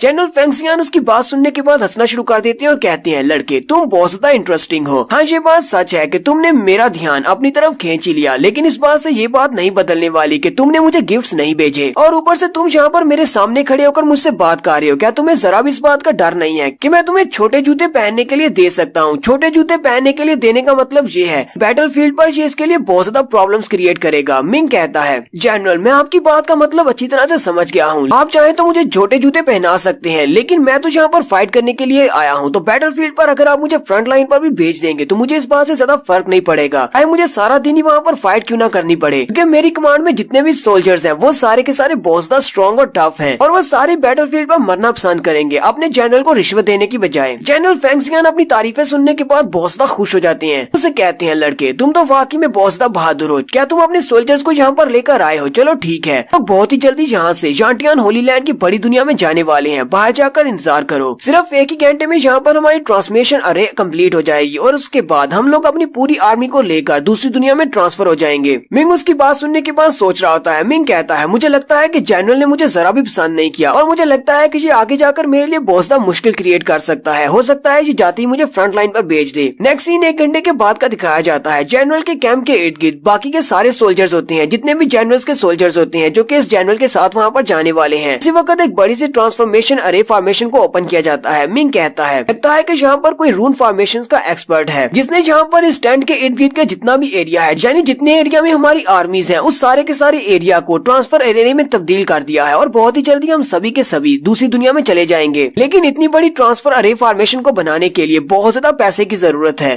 कि रोसविंज डायनेस्टी वाले वाकई में वहाँ पर जाकर कुछ हासिल करना चाहते हैं, इसीलिए इन्होंने इतना पैसा यहाँ पर खर्च दिया। तो वहाँ पर जितने ज्यादा सोल्जर्स खड़े होते हैं वो सारे के सारे शैडो बनकर वहाँ से उड़ना स्टार्ट हो जाते हैं, क्योंकि उन्होंने फॉर्मेशन को एक्टिवेट कर दिया है और थोड़ी देर के बाद वो एक दूसरी दुनिया के अंदर होते हैं। तो फाइनली जांटियान होली लैंड की वो बड़ी दुनिया है जिसके बारे में हम लोग पहले काफी बार सुन चुके हैं। मिंग वहाँ पर पहुँच गया है अपनी आर्मी को लेकर। जांटियान होली लैंड की दूसरी दुनिया के अंदर का क्रैक ओपन होता है और वो सारे सोल्जर्स वहाँ पर पहुँच जाते हैं। जैसे वो सारे जनरल्स और सोल्जर्स वहाँ पर पहुँच जाते हैं, जनरल फेंगशियान उन सभी से कहते हैं, जितने भी जनरल्स हैं अपनी अपनी आर्मीज को गैदर करो, अपने फोर्सेस को इकट्ठा करो और सभी लोग अलर्ट पर रहना, क्योंकि हम लोग बड़ी दुनिया में पहुंच आए हैं। इसी वक्त भी हमारे पर अटैक हो सकता है, फाइट करने के लिए रेडी रहो। सारे सोल्जर अपने जनरल से चिल्लाकर कहते हैं, ठीक है जनरल, हम सभी लोग रेडी हैं। मिंग के सारे सोल्जर्स भी मिंग के पास ही आ जाते हैं। उन जायंट्स का लीडर भी होता है, वो मिंग के पास आता है और कहता है, जनरल हमारे लिए क्या ऑर्डर्स हैं? मिंग अपने सारे सोल्जर से कहता है, तुम सभी लोग यहाँ पर बहुत ज्यादा ध्यान रखना, क्योंकि इस वक्त हम लोग टियानजान लैंड में नहीं है। ये इलाका हमारे टियानजान की दुनिया में नहीं आता, बल्कि ये दूसरी दुनिया है। हम लोग इस वक्त जांटियान होली लैंड की बड़ी दुनिया के अंदर है। साथ ही मिंग चिल्लाकर फाइट से पहले अपने सोल्जर्स का लहू गरमाने के लिए उन सभी से कहता है, यहाँ पर हमें बहुत सारे डेंजरस जीवों का मुकाबला करना पड़ सकता है। हो सकता है कुछ डीमंस हों, कुछ मॉन्स्टर्स हों और हो सकता है कि कुछ आर्मी के सोल्जर्स भी हों, लेकिन हमें सभी का डटकर मुकाबला करना पड़ेगा। तुम सभी लोग इस बारे में क्या कहते हो? क्या तुम सभी लोग फाइट करने के लिए रेडी हो? वो सारे जायंट्स चिल्लाकर कहते हैं, हम सभी लोग मारने के लिए तैयार हैं या फिर मरने के लिए। जायंट्स के लीडर का नाम मैंग ही होता है। मिंग उसे कहता है, मैंग ही तुम इनमें से कुछ जायंट सोल्जर्स को अपने साथ लो जो कि काफी स्ट्रॉन्ग हो और आसपास के एरिया को स्कैन करके आओ कि देखा जाए कि यहाँ पर आसपास क्या है, कोई डीमन मॉन्स्टर या फिर कोई सोल्जर्स तो नहीं है। बाकी के सारे ब्रदर्स यहीं पर अपने आसपास कैंप लगा लो, हम लोग यहीं पर रुकने वाले हैं। मिंग अभी उन सभी को ऑर्डर्स ही दे रहा होता है कि वहीं पर एक सोल्जर आता है और मिंग से कहता है, मेरे पास जनरल फेंगशियान का टोकन है, उन्होंने तुम्हारे लिए ऑर्डर्स दिए हैं, मैं उनके ऑर्डर्स तुम्हारे तक पहुँचाने के लिए आया हूँ। तुम्हारा नाम जीवू जी है? मिंग उसे कहता, हाँ मेरा नाम ही जीवू जी है। जनरल के ऑर्डर्स क्या है? हमें ऑर्डर सुनाओ, हम उनको फॉलो करेंगे। वो जनरल मिंग से कहता है, हमारे जनरल फेंगशियान ने तुम्हारे लिए ऑर्डर्स दिए हैं कि तुम्हें ईस्ट की तरफ अपने सोल्जर्स को लेकर जाना है, तुम्हें 800 माइल दूर तक जाना है और एरिया को स्काउट करना है। और वहाँ पर तुम्हें कोई डेंजर दिखाई दे तो वापस आ जाना और हमें इन्फॉर्म करना या फिर उनसे फाइट करना तुम्हें आसान लगे। अगर तुम्हें वहाँ पर कोई भी डेंजर दिखाई ना दे तो वहीं पर कैंप लगा लेना, हम लोग समझ जाएंगे कि तुम सेफ हो। मैंगी ये बात सुनते ही चिल्लाकर कहता है, जनरल ये क्या बात हुई? हम लोग इस दुनिया से वाकिफ नहीं है, ये एक नई दुनिया है, हमें यहाँ पर नहीं पता कि कैसे खतरों से हमारा सामना हो सकता है। यहाँ पर आते ही हमें डायरेक्टली 800 मील दूर भेजना, इसका मतलब तो यही है कि ये लोग चाहते हैं कि हम लोग यहाँ पर आसानी से किसी का शिकार हो जाएं। अगर कोई भी अटैक करने के लिए आएगा तो वो तो सबसे पहले हमारे ऊपर ही अटैक करेगा, हमारी मदद भी इतनी जल्दी वहाँ तक नहीं पहुँच पाएगी। मिंग मैंगी को शांत करता और कहता है, शांत हो जाओ, यहाँ पर फैसला मुझे करना है। जनरल ने हमें 800 माइल सामने जाने का कहा है तो हम लोग 800 माइल ईस्ट की तरफ जाएंगे। साथ ही मिंग सोच रहा होता है, जनरल ने मुझे धमकी दी थी कि वो मुझे छोटे जूते पहनने के लिए देंगे, तो उन्होंने वाकई में मुझे छोटे जूते पहना दिए हैं। लगता है कि जनरल को रिश्वत न देने की ये कीमत है। मिंग ऑर्डर्स को फॉलो करते हुए अपने जायंट्स की आर्मी को अपने साथ लेता है और ईस्ट की तरफ 800 माइल सफर को तय करता है। मिंग खुद मैंगी के ऊपर बैठा होता है, वो उसके कंधे पर बैठा होता है और वो सारे जायंट्स ईस्ट की तरफ चलना स्टार्ट करते हैं। वहाँ पर एयर को महसूस करते हुए कहता है, यहाँ की एयर में सल्फर की मिकदार बहुत ज्यादा है, जबकि हमारे टियानजान लैंड की एयर बहुत ज्यादा स्टेबल है। यहाँ पर हवा में सल्फर होने की वजह से यहाँ पर कोई भी घास फूस नहीं है और कोई भी पौधे नहीं उग पा रहे। यहाँ पर जितने भी ट्रीज हैं उन सभी के ऊपर पत्ते भी नहीं है और ऊपर से यहाँ पर जितनी भी पहाड़ियाँ हैं वो सारी की की सारी पत्थरों की बनी हुई है और उनके ऊपर भी कोई भी घास फूस नहीं है। यहाँ का एनवायरमेंट तो हमारे टियानजन कॉन्टिनेंट से बहुत ज्यादा खास है। पता नहीं हम लोग यहाँ पर सर्वाइव कैसे करेंगे। मुझे यहाँ पर अपनी फिक्र हो रही है, पता नहीं मेरी लेंसू इस वक्त किस हाल में होगी। वो तो बेचारी यहाँ पर अकेली आई थी और इस जैसी दुनिया में अकेले रह पाना बहुत ज्यादा मुश्किल है। वो लोग अभी चलते हुए ईस्ट की तरफ जा ही रहे होते हैं कि उसी वक्त सामने से उन्हें एक टोर्नेडो आता हुआ दिखाई देता है। वो लोग वहीं पर रुक जाते हैं। वो बवंडर बहुत ज्यादा पावरफुल होता है। महंगी चिल्लाकर कहता है, जनरल सामने की तरफ देखें, सामने से एक बहुत ही खतरनाक टोर्नेडो इसी तरफ आ रहा है। मिंग उनसे कहता है, जानटियान वर्ल्ड का एनवायरमेंट बहुत ज्यादा खास है और मुझे लगा ही था कि यहाँ पर तेज हवाएं भी चल सकती हैं और बवंडर भी आ सकता है। इसी वजह से हम लोगों ने अपनी तैयारी की हुई है। तुम लोगों को डरने की जरूरत नहीं है और ना ही पैनिक होने की। तो जल्दी से अपनी फॉर्मेशन को बनाओ। मिंग ने उन सभी को आर्मी की फॉर्मेशन के बारे में भी सिखाया हुआ है, क्योंकि वो जायंट्स हैं और जो भी फॉर्मेशन बनाएंगे उसकी पावर काफी ज्यादा होगी। तो वो सारे जायंट्स जल्दी से फॉर्मेशन की स्टेज में आ जाते हैं। उस फॉर्मेशन का नाम 87th आर्मी फॉर्मेशन होता है, जो कि अर्थ कंडेंसिंग डिपर फॉर्मेशन है। वो अपनी पावर्स को यूज करते हुए एक बड़ा सा एनर्जी का बॉल बनाते हैं। तो इसे एनर्जी का बॉल कहना ठीक नहीं रहेगा, आप इसे कह लें कि एनर्जी की एक बड़ी सी शील्ड बनाते हैं जो कि उन सभी को कवर कर रही है और वो टोर्नेडो उनके साथ टकराता है। हालांकि वो सभी लोग उस शील्ड के अंदर हैं, लेकिन फिर भी शील्ड के अंदर ग्राउंड के नीचे से पत्थर उकड़ना शुरू हो जाते हैं। तो बवंडर की पावर बहुत ज्यादा है, लेकिन वो लोग अपनी शील्ड को बनाए रखते हैं। उनकी शील्ड काफी ज्यादा विथस्टैंड करती है। मैंगी कहता है, अगर यहाँ पर ये शील्ड नहीं होती, अगर हमने अपनी फॉर्मेशन को नहीं बनाया होता, तो ये टोर्नेडो, इसकी हवा इतनी ज्यादा तेज है, इसने तो हमारे जायंट्स को भी यहाँ से उड़ाकर दूर फेंक देना था। मिंग उन सभी से कहता है, तुम सभी लोग अच्छी तरह से जानते हो कि मैंने तुम लोगों की फॉर्मेशन की ट्रेनिंग को बहुत ही अच्छे से करवाया था, इसलिए इस तरह के छोटे मोटे टोर्नेडोज के सामने तुम्हारी इस फॉर्मेशन को तो टिकना ही चाहिए। और थोड़ी देर के बाद वो बवंडर उनके शील्ड के साथ टकराने के बाद दूसरी तरफ आगे निकल जाता है। मिंग उन सभी से कहता है, चलो ये टोर्नेडो वाला मसला तो हल हो गया, लेकिन अभी तक हम लोगों ने सिर्फ 300 माइल का सफर ही तय किया है। हमें अभी और भी आगे जाना है। हमें अपनी 800 माइल की डेस्टिनेशन को पूरा करना है। चलो जल्दी से आगे बढ़ो। फिर से जायंट्स आगे बढ़ना स्टार्ट करते हैं। मिंग अपनी आर्मी को लेकर फिर से आगे बढ़ रहा होता है, लेकिन जैसे ही वो आगे बढ़ते हैं तो उनके सामने एक जंगल होता है। मिंग अपनी आर्मी को वहीं पर रुकने का इशारा करता है। मैंगी उसे कहता है, बॉस तुम हमें यहाँ पर रुकने का क्यों कह रहे हो, हम लोग यहाँ से गुजर जाएंगे। मिंग उस जंगल को घूर घूर कर देख रहा होता है, क्योंकि वो जंगल काफी अजीब सा लग रहा होता है, क्योंकि जहाँ पर बाकी का सारा एरिया बैरन लैंड है, वहीं पर ये हरा भरा जंगल कहाँ से आ गया। और उस जंगल के अंदर बहुत सारी जड़ें होती हैं, या फिर जड़ें हैं या फिर बेलें हैं, जो कि उन दरख्तों के साथ लिपटी होती हैं। और ये सीन काफी ज्यादा अजीब सा लग रहा होता है। मिंग मैंगी से कहता है, एक बार मैं एक छोटी दुनिया के अंदर गया था, जहाँ पर एक सिंबॉलिक फॉर्मेशन थी। वहाँ पर मैंने ऐसा ही एक फॉरेस्ट देखा था। उस फॉरेस्ट के अंदर जो कुछ भी चीज थी वो सारी की सारी फॉर्मेशन से बनाई गई थी, और उसमें जितनी भी चीजें थी, यानी जितने भी पेड़ पौधे थे, वो सारे जिंदा थे। और मुझे लगता है कि इसको भी फॉर्मेशन से बनाया गया है और ये सारे पेड़ पौधे जिंदा हैं। तो चेक करके देखते हैं। मिंग अपने पास से गोश्त का एक टुकड़ा निकालता है और उस गोश्त के टुकड़े को उस जंगल की तरफ फेंक देता है। जैसे वो टुकड़ा जंगल के अंदर एंटर होता है, उसी वक्त वो सारी बेलें जो कि जंगल के साथ लिपटी होती हैं, वो आगे बढ़ती हैं और उस गोश्त के टुकड़े को हवा में पकड़ लेती हैं और उसके अंदर से सारी की सारी एनर्जी को एब्जॉर्ब कर लेती हैं। ये देखकर मिंग और मैंगी दोनों ही बहुत ज्यादा हैरान हो जाते हैं। तो आगे क्या होने वाला है ये नेक्स्ट एपिसोड में देखेंगे। एपिसोड की एक्सप्लेनेशन अच्छी लगी हो तो कमेंट करके जरूर बताइएगा। चैनल को सब्सक्राइब कर दें, वीडियो को लाइक और शेयर कर दें। शुक्रिया।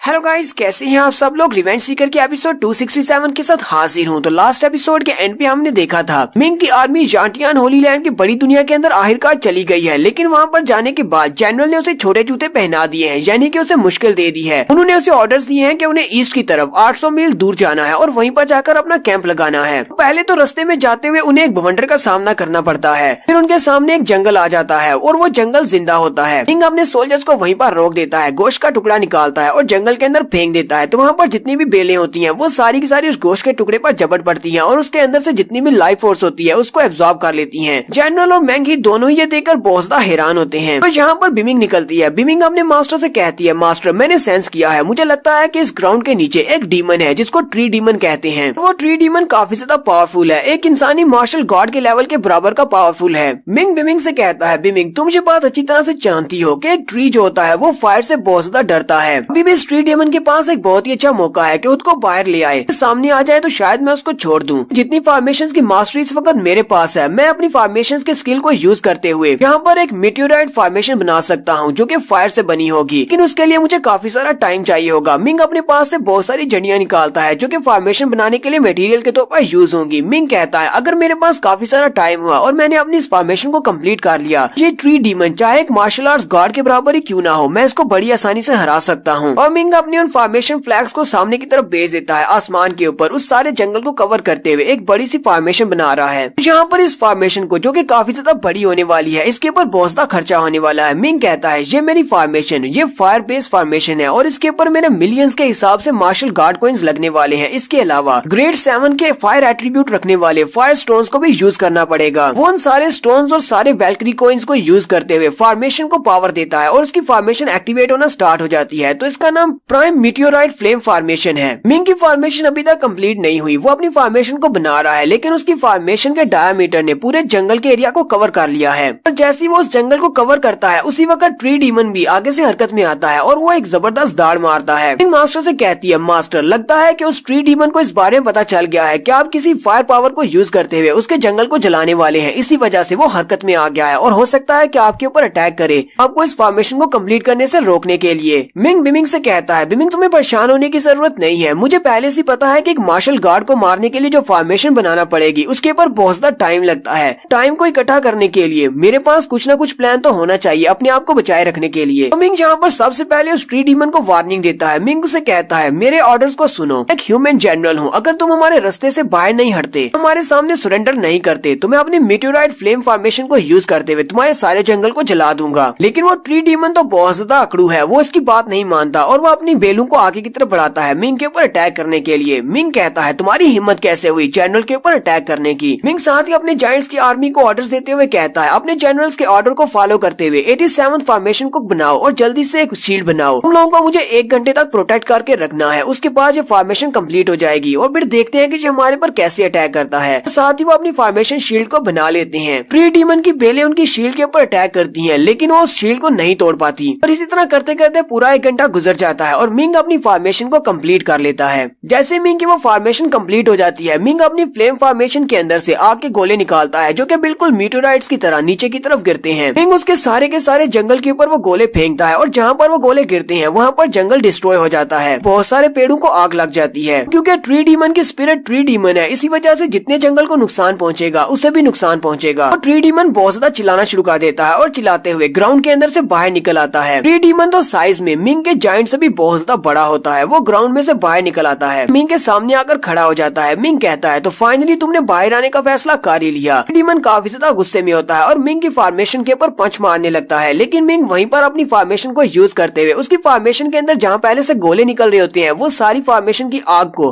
डेंस करते हुए एक बड़ा सा मुक्का बनाता है और उस ट्री डीमन के ऊपर एक जबरदस्त पंच मारता है और उसे ग्राउंड के ऊपर लगा देता है। मुसलसल उसके ऊपर वहाँ से पीछे से फ्लेम निकल रही होती है, जो कि उसके ऊपर प्रेशर डाल रही होती है। अब क्योंकि ट्री डीमन की बॉडी जो है वो ट्री से बनी है, यानी लकड़ी से बनी है, इसी वजह से वो आग के सामने इतना ज्यादा रेजिस्ट नहीं कर पाता, अपने घुटने टेक देता है। मिंग चिल्लाकर उसे कहता है, तुम्हारी हिम्मत कैसे हुई रेजिस्ट करने की, तुम एक इवल बीस्ट हो। हालांकि मुझे लगता है कि यहाँ पर मिंग इवल बीस्ट है, क्योंकि वो बेचारा तो अपने जंगल में आराम से रह रहा है, ये लोग यहाँ पर आए हैं उस पर अटैक करने के लिए। मिंग अपनी फॉर्मेशन की पावर को बढ़ाता है तो उस ट्री डीमन के ऊपर फायर पावर के साथ और भी ज्यादा प्रेशर डालता है। वो उसको रोकने की कोशिश तो करता है, लेकिन साथ ही साथ वो ग्राउंड के अंदर दंसता चला जाता है, जहाँ तक कि उसके बाजू के ऊपर भी आग लग जाती है। ट्री डीमन कहता है, मैं ये और ज्यादा नहीं कर सकता, प्लीज मुझे छोड़ दो, मुझे मत मारना, मेरी जान बख्श दो। मिंग उसे कहता है, मैं तुम्हारी जान तो बख्श दूंगा, लेकिन पहले अपने साइज को तो छोटा करो, क्या मैं तुम्हें कोई बेवकूफ दिखाई देता हूँ। ट्री डीमन जल्दी से अपने साइज को छोटा कर लेता है और मिंग के लेवल पर आ जाता है। हालांकि उसकी बॉडी के ऊपर अभी भी आग लगी होती है। मिंग अपने पास एक टैलिस्मैन निकालता है, जो कि वाटर टैलिस्मैन होता है। उस वाटर टैलिस्मैन को यूज करते हुए उसकी बॉडी के ऊपर जो आग लगी होती है उसको बुझा देता है। ट्री डीमन मिंग के सामने घुटने टेक देता है और उसे कहता है, तुम्हारा बहुत बहुत शुक्रिया, तुमने मेरी जान नहीं ली, तुम्हारा बहुत बहुत शुक्रिया। मिंग उसे कहता है, तुमने मेरे सामने भीख मांगी और मैंने तुम्हें छोड़ दिया, वरना मैंने तुम्हें मार डालना था। मैं एक बहुत ही अच्छा जनरल हूँ, मैं तुम्हें जिंदा रहने दूंगा, लेकिन उसके लिए पहले तुम्हें अपनी लॉयल्टी को मेरे साथ प्लेज करना होगा। आज के बाद तुम मेरे गुलाम बनकर रहोगे। जब तक मैं इस जांटियान होली लैंड की इस बड़ी दुनिया के अंदर हूँ, तब तक तुम मेरे साथ सर्वेंट बनकर ही रहोगे। ट्री डीमन उसे कहता है, मास्टर ठीक है, मैं तो आपके साथ आपका सर्वेंट बनकर रहने को तैयार हूँ, लेकिन मैं एक ट्री डीमन हूँ कि यहीं पर इसी जगह पर पैदा हुआ और यहीं पर बड़ा हुआ, और मेरे इर्द गिर्द बहुत सारे छोटे डीमंस हैं, यानी कि यहाँ पर ये जितने भी ट्रीज हैं ये सारे के सारे छोटे ट्री डीमंस हैं। मैं यहाँ से चला जाऊंगा तो इनकी प्रोटेक्शन कौन करेगा, कोई भी आकर इनको मार सकता है, इसलिए मैं यहाँ से नहीं जा सकता। मिंग उसकी बात सुन के कहता है, तुम तो वाकई में बहुत ही अच्छे बड़े भाई हो, चलो ठीक है, मैं तुम्हारे लिए इतना तो कर ही सकता हूँ। मैं तुम्हारे इस पूरे जंगल के इर्द गिर्द एक फैंटम अरे क्रिएट करूंगा। फैंटम अरे के क्रिएट करने के बाद तुम्हारे इस जंगल के अंदर कोई भी पावरफुल क्रिएचर इतनी आसानी से दाखिल नहीं हो पाएगा, तुम इस जंगल को छोड़कर मेरे साथ जा सकते हो।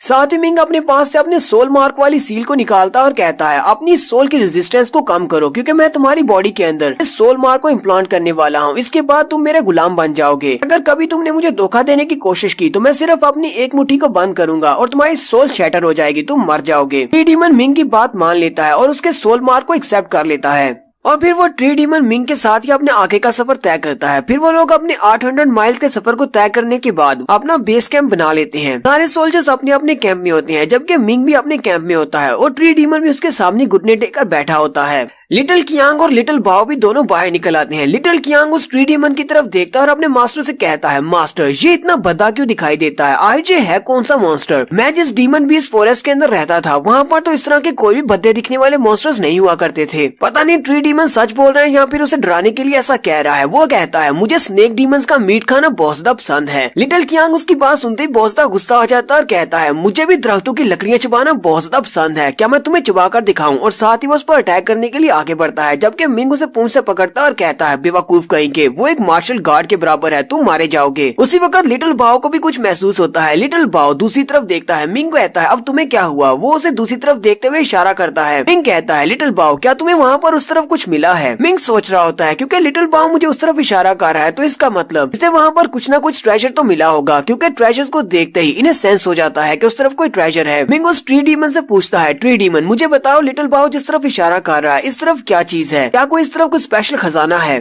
ट्री डीमन कहता है, मास्टर जिस तरफ ये आपका चूहा इशारा कर रहा है उस तरफ लेक ऑफ गॉड है। मिंग उसे कहता है, मुझे इसके बारे में और भी कुछ बताओ, क्योंकि मुझे सिर्फ नाम से नहीं पता चलेगा कि लेक ऑफ गॉड में क्या है। ट्री डीमन कहता है, मास्टर ये लेक ऑफ गॉड के अंदर जितना भी पानी है वो बहुत ज्यादा स्वीट और बहुत ज्यादा डिवाइन इफेक्ट्स वाला है, क्योंकि ये एंशियंट टाइम से यहीं पर है। पहले मैं भी सिर्फ एक दरख्त हुआ करता था, लेकिन एक दिन अचानक यहाँ पर एक बहुत ही तेज बवंडर आया और उस बवंडर की वजह से उस लेक ऑफ गॉड के अंदर से पानी उड़ता हुआ यहाँ पर मेरे ऊपर आकर गिरा। जैसे वो पानी मेरे ऊपर गिरा उसके डिवाइन इफेक्ट्स की वजह से मैं एक ट्री डीमन बन गया। मिंग उसे कहता है, अगर उस पानी का इफेक्ट इतना ही ज्यादा डिवाइन है तो फिर तुम्हें तो वहाँ पर चले जाना चाहिए, साथ ही अपने बाकी के ट्री डीमंस को वहीं पर ले जाओ ताकि वो सभी लोग भी तुम्हारी तरह स्पिरिट बन जाएं। ट्री डीमन कहता है, नहीं मास्टर, हम लोग उस जगह के करीब भी नहीं जा सकते, क्योंकि वो सारी जगह डिवाइन लेक पैलेस वालों के अंडर आती है। डिवाइन लेक पैलेस यहाँ पर एक स्कूल है जहाँ पे आप कह सकते हैं कि एक सेक्टर है जिसने उस लेक के ऊपर कब्जा किया हुआ है। अगर हम लोग उस लेक के करीब भी जाने की कोशिश करेंगे तो वो मास्टर्स हमें मार डालेंगे। मिंग कहता है, वहाँ पर एक झील है जिसे लेक ऑफ गॉड कहा जाता है और उसके अंदर डिवाइन इफेक्ट्स है, जबकि वहाँ पर एक सेक्टर है जो कि उसकी रक्षा करता है, किसी को भी वहाँ पर आने नहीं देता। मुझे लगता है कि मुझे और भी ज्यादा डिटेल्स की जरूरत पड़ेगी। वो ट्री डीमन फिर से अपनी कहानी को सुनाना शुरू करता है और मिंग से कहता है, डिवाइन लेक पैलेस के अंदर जितने भी लोग हैं वो सारे लोग डिवाइन पाथ को प्रैक्टिस करते हैं। उनकी कल्टीवेशन बहुत ज्यादा है और उनमें से 4 ऐसे मार्शल गार्ड हैं जिनको हम लोग इस पूरे यांटियान होली लैंड की इस बड़ी दुनिया का सबसे ज्यादा पावरफुल इंसान कह सकते हैं। वो चारों मास्टर सबसे ज्यादा पावरफुल हैं और उस डिवाइन लेक के अंदर सिर्फ मार्शल गार्ड्स ही जा सकते हैं और वहीं जाकर प्रैक्टिस कर सकते हैं, इसके अलावा किसी को नहीं जाने दिया जाता। यहाँ पर इनकी रॉम्स के 9 लेवल होते हैं। मिंग उसकी बात सुनने के बाद सोच रहा होता है, हमारे यहाँ पर प्रैक्टिशनर्स में कल्टीवेशन के 9 लेवल्स ही होते हैं। जब हम लोग 9 पे स्टार्ट करते हैं और फर्स्ट पे पहुँचते हैं, उसके बाद हम लोग लेवल अप होने के बाद मास्टर से ग्रैंड मास्टर, गुरु और इस तरह मार्शल गार्ड तक पहुँचते हैं। मिंग सोच रहा होता है, अगर यहाँ पर भी इनके मार्शल गार्ड के 9 लेवल्स हैं तो इसका मतलब हमारी दुनिया का जो मार्शल गार्ड है यहाँ के मार्शल गार्ड की पावर के बराबर ही होगा। लिटिल बाओ जो कि काफी देर तक वहीं पर मिंग के कंधे पर ही बैठा होता है, वो जंप मारते हुए उसी लेक ऑफ गॉड की तरफ जाने की कोशिश करता है, लेकिन मिंग उसे भी पूंछ से पकड़ लेता है और कहता है, ये सारी की सारी जगह बिल्कुल नहीं है और तुम्हें इस जगह के बारे में नहीं पता और ना ही मुझे पता है कि मैं तुम्हें कहाँ जाकर ढूंढूंगा। अगर तुम चोरी करते हुए पकड़े गए, तुम्हारा मास्टर इतना स्ट्रॉन्ग नहीं है कि उन चारों मार्शल गार्ड्स का मुकाबला करके तुम्हें बचा ले। तो फिलहाल हम अपनी स्टोरी को यहीं पर एंड करेंगे, बाकी की स्टोरी नेक्स्ट एपिसोड में कंटिन्यू करेंगे। तो एपिसोड की एक्सप्लेनेशन अच्छी लगी हो तो कमेंट करके जरूर बताइएगा। चैनल को सब्सक्राइब कर दे, वीडियो को लाइक और शेयर कर दें। शुक्रिया।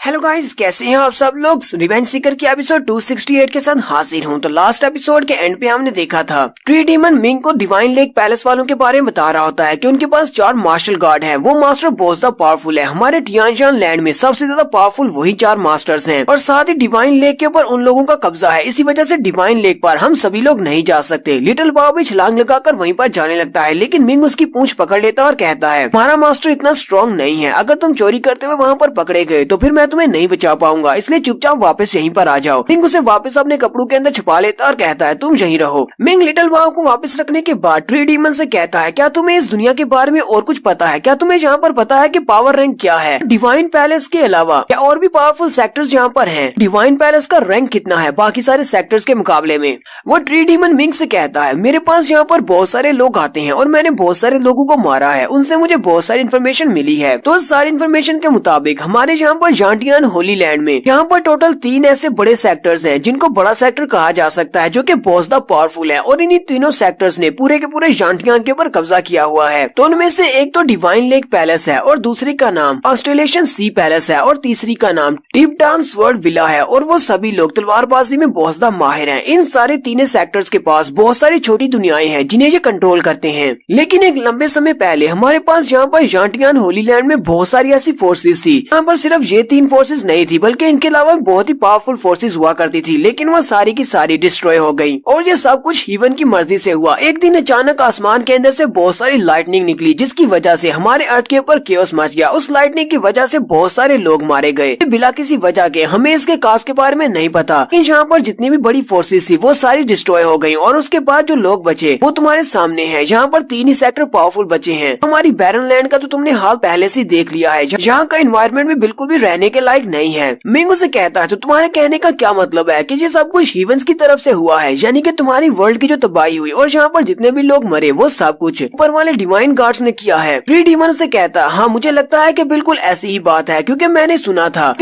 था कि एक लंबे अरसे के बाद डिवाइन गार्ड्स अपनी पावर्स को रिलीज करते हैं और यहाँ पर जो कुछ भी होता है उसको डिस्ट्रॉय कर देते हैं ताकि हमारी इस दुनिया को दोबारा से रीबॉर्न किया जाए और उसके बाद से ये दुनिया फिर से अपने सफर को कंटिन्यू करती है। मिंग उसकी बातें सुनने के बाद सोच रहा होता है हमारी रोजविंच की आर्मी यानी कि प्रिंस को इस बारे में पता होगा, शायद यही वो बड़ी अपॉर्चुनिटी है जिसको देखते हुए वो अपनी आर्मी को लेकर यहाँ पर आए हैं। जब हीवनली विल कोलैप्स होगी उसके बाद इनके ऊपर अटैक करना बहुत आसान हो जाएगा और जांटियान की इस बड़ी दुनिया के ऊपर आसानी से कब्जा किया जा सकता है। हो सकता है कि ग्रीन ड्रैगन डायनेस्टी के मेरे मास्टर्स को भी इस बारे में पता हो, लेकिन मुझे इन सभी बातों के बारे में नहीं जानना। मेरे पास अभी बहुत सारे इंपॉर्टेंट काम है जो मुझे करने हैं। मिंग अपने पास से रेड सन सेक्टर का वो टोकन निकालता है जो कि रेड सन सेक्टर के रेड सन केव का टोकन है। वहाँ से मिंग को और लेंसू दोनों को एक टोकन मिला था। मिंग कहता है ये टोकन सिर्फ 2 ही पीसीज है, एक मेरे पास है और दूसरा लेंसू के पास है। ताकि मैं इस टोकन को यूज करते हुए रेड सन केव के अंदर नहीं जा सकता क्योंकि मैं इस वक्त टियानचान लैंड में नहीं हूँ, जहाँ से उस दुनिया में जाना पॉसिबल नहीं है। लेकिन फिर भी अपनी फॉर्मेशंस की मास्टरी को यूज करते हुए इस टोकन के अंदर जो फॉर्मेशन है उसको चेंज करके मैं एक मैसेज डिलीवर करने वाली फॉर्मेशन बना सकता हूँ। दूसरा टोकन क्योंकि लेंसू के पास है, अगर मैं यहाँ से मैसेज भेजूंगा तो हो सकता है कि वो मैसेज लेंसू के पास जाए और मुझे अपनी लोकेशन के बारे में बता दे। जब दूसरी तरफ से उसका फॉर्मेशन वाला टोकन एक्टिवेट होगा मुझे उसी वक्त उसकी लोकेशन के बारे में पता चल जाएगा। तो मिंग उसकी फॉर्मेशन को चेंज करने के बाद अपना मैसेज रिकॉर्ड करता है। मिंग उसे कहता है लेंसू क्या तुम मेरी आवाज सुन रही हो? इस वक्त जांटियान होली लैंड की इस बड़ी दुनिया में आ चुका हूँ तुम्हें ढूंढने के लिए और मैं इस वक्त डिवाइन पैलेस लेक के काफी ज्यादा करीब हूँ, क्या तुम मुझे सुन रही हो? तो दूसरी तरफ से लेंसू तो कोई भी जवाब नहीं देती क्योंकि उसका टोकन एक टेबल के ऊपर पड़ा होता है जो कि इस वक्त टिपटन स्वर्ड विला में है और वहीं पर एक यंग मास्टर खड़ा होता है। वो यंग मास्टर अपनी तलवार को साफ कर रहा होता है। उसी वक्त उसे टोकन के अंदर से मैसेज मिलता है जो कि मिंग का होता है। इस बात से वो मास्टर काफी खुश हो जाता है और कहता है तो लेंसू अब मुझे पता चला कि तुम इस लड़के की वजह से मुझे इग्नोर कर रही थी, चलो मैं जाकर देखता हूँ कि तुम्हारा ये आशिक कितना ज्यादा पावरफुल और कितना स्ट्रॉन्ग है जिसकी वजह से तुम मेरे जैसे यंग मास्टर को मना कर रही हो। क्योंकि उसे मिंग की लोकेशन के बारे में पता है वो वहाँ से उड़ जाता है और कहता है चलो ठीक है लेंसू, आज मैं तुम्हारे इस आशिक को मार डालूंगा, उसके बाद तुम मेरी हो जाओगी। यहीं पर लेंसू का भी सीन दिखाते हैं। लेंसू को टिपटन स्वर्ड विला के एक सीक्रेट रूम के अंदर बंद करके रखा गया है, लेकिन लेंसू वहीं पर बैठी बैठी अपनी कल्टीवेशन को बढ़ा रही है। लेंसू अपनी लेवल को अप करने के बाद कहती है यहाँ पर टिपटन स्वर्ड विला में बहुत सारे एक्सपर्ट मास्टर हैं, मैं यहाँ से नहीं निकल सकती। हालांकि मैंने अपनी कल्टीवेशन को बढ़ाते हुए अपने आप को एक मार्शल आर्ट्स का सेंट बना लिया है, लेकिन फिर भी मेरे पास इतनी स्ट्रेंथ नहीं है कि मैं यहाँ से निकल कर भाग सकूं। लेंसू फिर से अपनी आंखें बंद कर लेती है और कहती है मुझे लगता है कि जब तक कोई मुझे बचाने के लिए यहाँ पर नहीं आता तब तक बैठकर मुझे अपने लेवल अप के बारे में सोचना चाहिए। बहुत ही जल्दी मैं एक मार्शल आर्ट्स की डोमिनेटर बन जाऊंगी। हो सकता है कि मार्शल आर्ट्स की डोमिनेटर बनने के बाद मेरे पास यहाँ से एक भागने का मौका हो, मैं यहाँ से आसानी से भाग सकती हूँ क्योंकि तब मेरी पावर्स बहुत ज्यादा बढ़ जाएंगी। तो लेंसू की कल्टीवेशन तो हमारे मिंग से बहुत ज्यादा ऊपर है क्योंकि लेंसू अब एक मार्शल सेंट बन चुकी है, जबकि मिंग अभी तक सिर्फ एक मास्टर है। मिंग को मास्टर बनने के बाद ग्रैंड मास्टर बनना है, उसके बाद मार्शल आर्ट्स का गुरु बनना है और उसके बाद मार्शल आर्ट्स सेंट राम आती है। मिंग लेंसू को टोकन के जरिए मैसेज भेजने के बाद अपनी जांटियान होली लैंड के लोहे से बनी हुई तलवार को निकालता है और उसके साथ प्रैक्टिस करना स्टार्ट कर देता है क्योंकि क्योंकि वो अभी तक इंतजार कर रहा है कि उसकी दूसरी तरफ से मैसेज क्यों नहीं आ रहा। इसी वजह से उसका जरा भी ध्यान नहीं है प्रैक्टिस के ऊपर। वो प्रैक्टिस करते हुए अपनी तलवार को घुमाता है और सामने की तरफ स्लैश लगाता है। तो सामने का ग्राउंड शैटर तो होता है लेकिन इतना ज्यादा नहीं होता। उसकी तलवार के अंदर पावर बहुत ज्यादा कम है। बिमिंग निकलती है और मास्टर से कहती है, मास्टर आपका ध्यान किसी और तरफ है। जब तक आप दिल लगाकर इसकी ट्रेनिंग नहीं करेंगे तब तक आपकी स्ट्रेंथ नहीं बढ़ेगी और इसलिए प्लीज इस काम को छोड़ दें क्योंकि इस वक्त प्रैक्टिस करने का कोई फायदा नहीं है। बिमिंग इस बात से काफी ज्यादा उदास होता है और बिमिंग से कहता है, बिमिंग पूरे 2 घंटे गुजर गए लैंसू को मैसेज भेजे हुए, लेकिन उसके रेड सन टोकन के अंदर से मुझे कोई भी रिस्पॉन्स नहीं मिल रहा। मुझे और भी ज्यादा फिक्र हो रही है, पता नहीं वो कैसी होगी और कहाँ पर होगी। मिंग अभी वहीं पर खड़ा खड़ा लैंसू के बारे में परेशान हो रहा होता है कि उसी वक्त आसमान से उसे ग्रीन कलर की एनर्जी नजर आती है। वो ग्रीन कलर की एनर्जी एक बड़ी सी तलवार होती है। वो एनर्जी से बनी हुई तलवार सीधी मिंग के ऊपर अटैक करने के लिए आगे बढ़ती है। मिंग जल्दी से जल्दी अपनी रून फॉर्मेशन के बने हुए तलिस्मन वाले सूट को एक्टिवेट करता है और साथ ही अपनी तलवार को सामने करते हुए उस एनर्जी से बनी हुई तलवार को ब्लॉक कर लेता है। लेकिन फिर भी मिंग को उसको ब्लॉक करने में काफी ज्यादा मुश्किल हो रही होती है। मिंग फिर अपनी तलवार को घुमाता है और अपनी जिनचैंग कट को यूज करते हुए पीछे की तरफ उस पर अटैक करता है। उसकी एक स्लैश के साथ फिर वो तलवार टूट जाती है और जैसी वो तलवार टूटती है वो यंग मास्टर वहाँ पर आ जाता है मिंग के सामने। और इस बार वो मास्टर अपने हाथ में एक तलवार पकड़कर अपनी 9 forms of the type 10 sword blade strike को यूज करते हुए सामने की तरफ मिंग के ऊपर अटैक करता है, जबकि मिंग भी अपनी जिनचैंग स्वर्ड टेक्निक को यूज करते हुए उसके अटैक को ब्लॉक करता है। इस बार वो दोनों ही अपनी स्ट्रेंथ को यूज करते हुए अपने हाथ में तलवार पकड़कर एक दूसरे के साथ टकरा रहे हैं। उस यंग मास्टर की स्ट्रेंथ बहुत ज्यादा है क्योंकि उसका लेवल मिंग से बहुत ज्यादा हाई है, लेकिन उस यंग मास्टर को भी महसूस होता है कि इस लड़के की स्ट्रेंथ मुझसे ज्यादा है। बिमिंग निकलती है और मास्टर से कहती है, मास्टर ये बंदा जिससे आप फाइट कर रहे हैं इसका लेवल एक मार्शल आर्ट्स डोमिनेटर के लेवल के बराबर है। मिंग उसे कहता है, इस बात से फर्क नहीं पड़ता चाहे जो एक मार्शल आर्ट्स का डोमिनेटर ही क्यों ना हो, इस वक्त मेरे पास तलिस्मन अरे से बना हुआ मेरा आर्मर है और साथ ही मेरे पास जो स्पेशल टेक्निक वाली तलवार है जो मेरा कुछ भी नहीं बिगाड़ पाएगा। और मिंग फिर से उसे पीछे की तरफ झटक देता है। वो यंग मास्टर भी पीछे की तरफ हट जाता है और पीछे हटने के बाद वो नीचे उतर आता है और मिंग से कहता है, तुम तो वाकई में एक जीनियस हो, हालांकि तुम्हारा लेवल बहुत ज्यादा लो है। इतने ज्यादा लो लेवल के साथ मेरे जैसे एक हाई लेवल के मास्टर को तुमने पीछे हटने पर मजबूर कर दिया। तुम्हारी स्ट्रेंथ वाकई में बहुत ज्यादा है, लेकिन मुझे लगता है कि ये सब कुछ तुम्हारे इस आर्मर की वजह से है जो तुम्हारी बॉडी के ऊपर है। मिंग से कहता है, कौन हो तुम और तुमने डायरेक्टली मेरे ऊपर अटैक क्यों किया? मैं तो तुम्हें जानता भी नहीं हूँ। यंग मास्टर से कहता है, तुम्हें इस बारे में जानने की जरूरत भी नहीं है कि मैं कौन हूँ और मैंने तुम्हारे ऊपर अटैक क्यों किया। साथ ही वो यंग मास्टर मिंग से कहता है, मेरे पास एक बहुत ही सीक्रेट वेपन है और मुझे पता है कि मैं अपने सीक्रेट वेपन को अगर यूज करूंगा तो मैं तुम्हें बड़ी आसानी से मार सकता हूँ, लेकिन मुझे इस तरह की जीत नहीं चाहिए। तुम्हारी जगह पर यहाँ पर कोई और होता तो मैंने अपने सीक्रेट वेपन को यूज करते हुए उसे अब तक मार दिया होता, लेकिन तुम्हारे लिए ये तरीका ठीक नहीं रहेगा। मैं तुमसे फाइट करूंगा फेयर एंड स्क्वेयर ताकि मैं उस लड़की का दिल जीत सकूं। जब मैं उस लड़की के सामने तुम्हें हराऊंगा तो उसके बाद उसे पता चलेगा कि तुम कितने वीक हो और मैं कितना स्ट्रांग हूँ। और फिर साथ ही वो वहाँ से उड़ जाता है और उसे कहता है, अगले 3 महीने में मैं लेवल अप करने वाला हूँ और लेवल अप करने के बाद मैं एक मार्शल आर्ट गार्ड बन जाऊंगा और उसके बाद देखेंगे मैं तुम्हें दोबारा चैलेंज करने के लिए आऊंगा। उसके वहाँ से चले जाने के बाद मिंग बहुत ज्यादा हैरान परेशान होता है और कहता है, अब ये बंदा था कौन और इसका मेरे साथ चक्कर क्या था? ये अचानक कहीं से आया, मेरे ऊपर अटैक किया और फिर खुद ही वापस चला गया, वो भी मुझे चैलेंज करके। ट्री डीमन मिंग से कहता है, मास्टर इस लड़के के पास बहुत ही एक्स्ट्रा ऑर्डिनरी तलवारबाजी के स्किल्स थे और इसकी तलवार भी बहुत ज्यादा स्पेशल थी। इसकी तलवारबाजी के स्किल्स को देखकर तो लगता है कि ये टिप 10 विला का एक यंग मास्टर था। साथ ही वो ट्री डीमन बहुत ज्यादा खुश होता है और मिंग से कहता है, मास्टर आपका लेवल उस मास्टर से बहुत ज्यादा लो है, लेकिन फिर भी आपने उसे बड़ी आसानी से हरा दिया। आपके इस एक्शन की वजह से तो मेरी आंखें खुल गयी। मेरे मास्टर तो बहुत ज्यादा स्ट्रॉन्ग है। मिंग उसे कहता है, ट्री डीमन तुम्हें मेरी इतनी ज्यादा तारीफ करने की जरूरत नहीं है। अगर मेरे पास वो तलिस्मन वाला आर्मर नहीं होता तो मैं इसके सामने नहीं टिक पाता। इस तरह के किसी मार्शल आर्ट्स के डोमिनेटर के साथ हेड ऑन फाइट करना मेरे लिए भी पॉसिबल नहीं है। साथ ही वो ट्री डीमन से कहता है, ट्री डीमन मुझे टिप 10 विला के बारे में बताओ। अरे इस बंदे के पास कोई ना कोई वजह तो जरूर होगी जो यहाँ पर मेरे पर अटैक करने के लिए आया है। तो ट्री डीमन यहाँ पर मिंग को टिप 10 विला के बारे में बताता है। वो उसे कहता है, हमारे जांटियान होली लैंड की ये एक बहुत बड़ी पावर है। इनके सेक्टर वालों के पास भी जांटियान होली लैंड की सबसे बड़ी पावर है क्योंकि इनके पास तलवारबाजी की टेक्निक्स हैं। इस सभी में से इनकी तलवारबाजी की टेक्निक सबसे ज्यादा स्पेशल है। 10,000 साल पहले टिप 10 मास्टर ने इस सेक्टर की बुनियाद रखी थी और यहाँ पर इनके पास बहुत सारे ऐसे मास्टर्स हैं जिन्होंने यहाँ से तलवारबाजी की टेक्निक्स को सीखा है। इसके अलावा इनके पास 5 मार्शल आर्ट्स के गार्ड भी हैं। और इसके अलावा इनके पास 4 स्पेशल तलवारें हैं जिनको डिवाइन स्वर्ड्स कहा जाता है। डिवाइन स्वर्ड्स के बारे में सुनने के बाद तो मिंग की आंखें चमक उठती हैं। मिंग कहता है, क्या वाकई में इनके पास अल्टीमेट डिवाइन स्वर्ड्स हैं? चलो मुझे जल्दी से इस तलवार के बारे में बताओ, ये चारों तलवारें कहाँ पर मिलेंगी और ये कितनी ज्यादा पावरफुल है। यहीं पर हम लोग अपनी एपिसोड 268 का एंड करेंगे।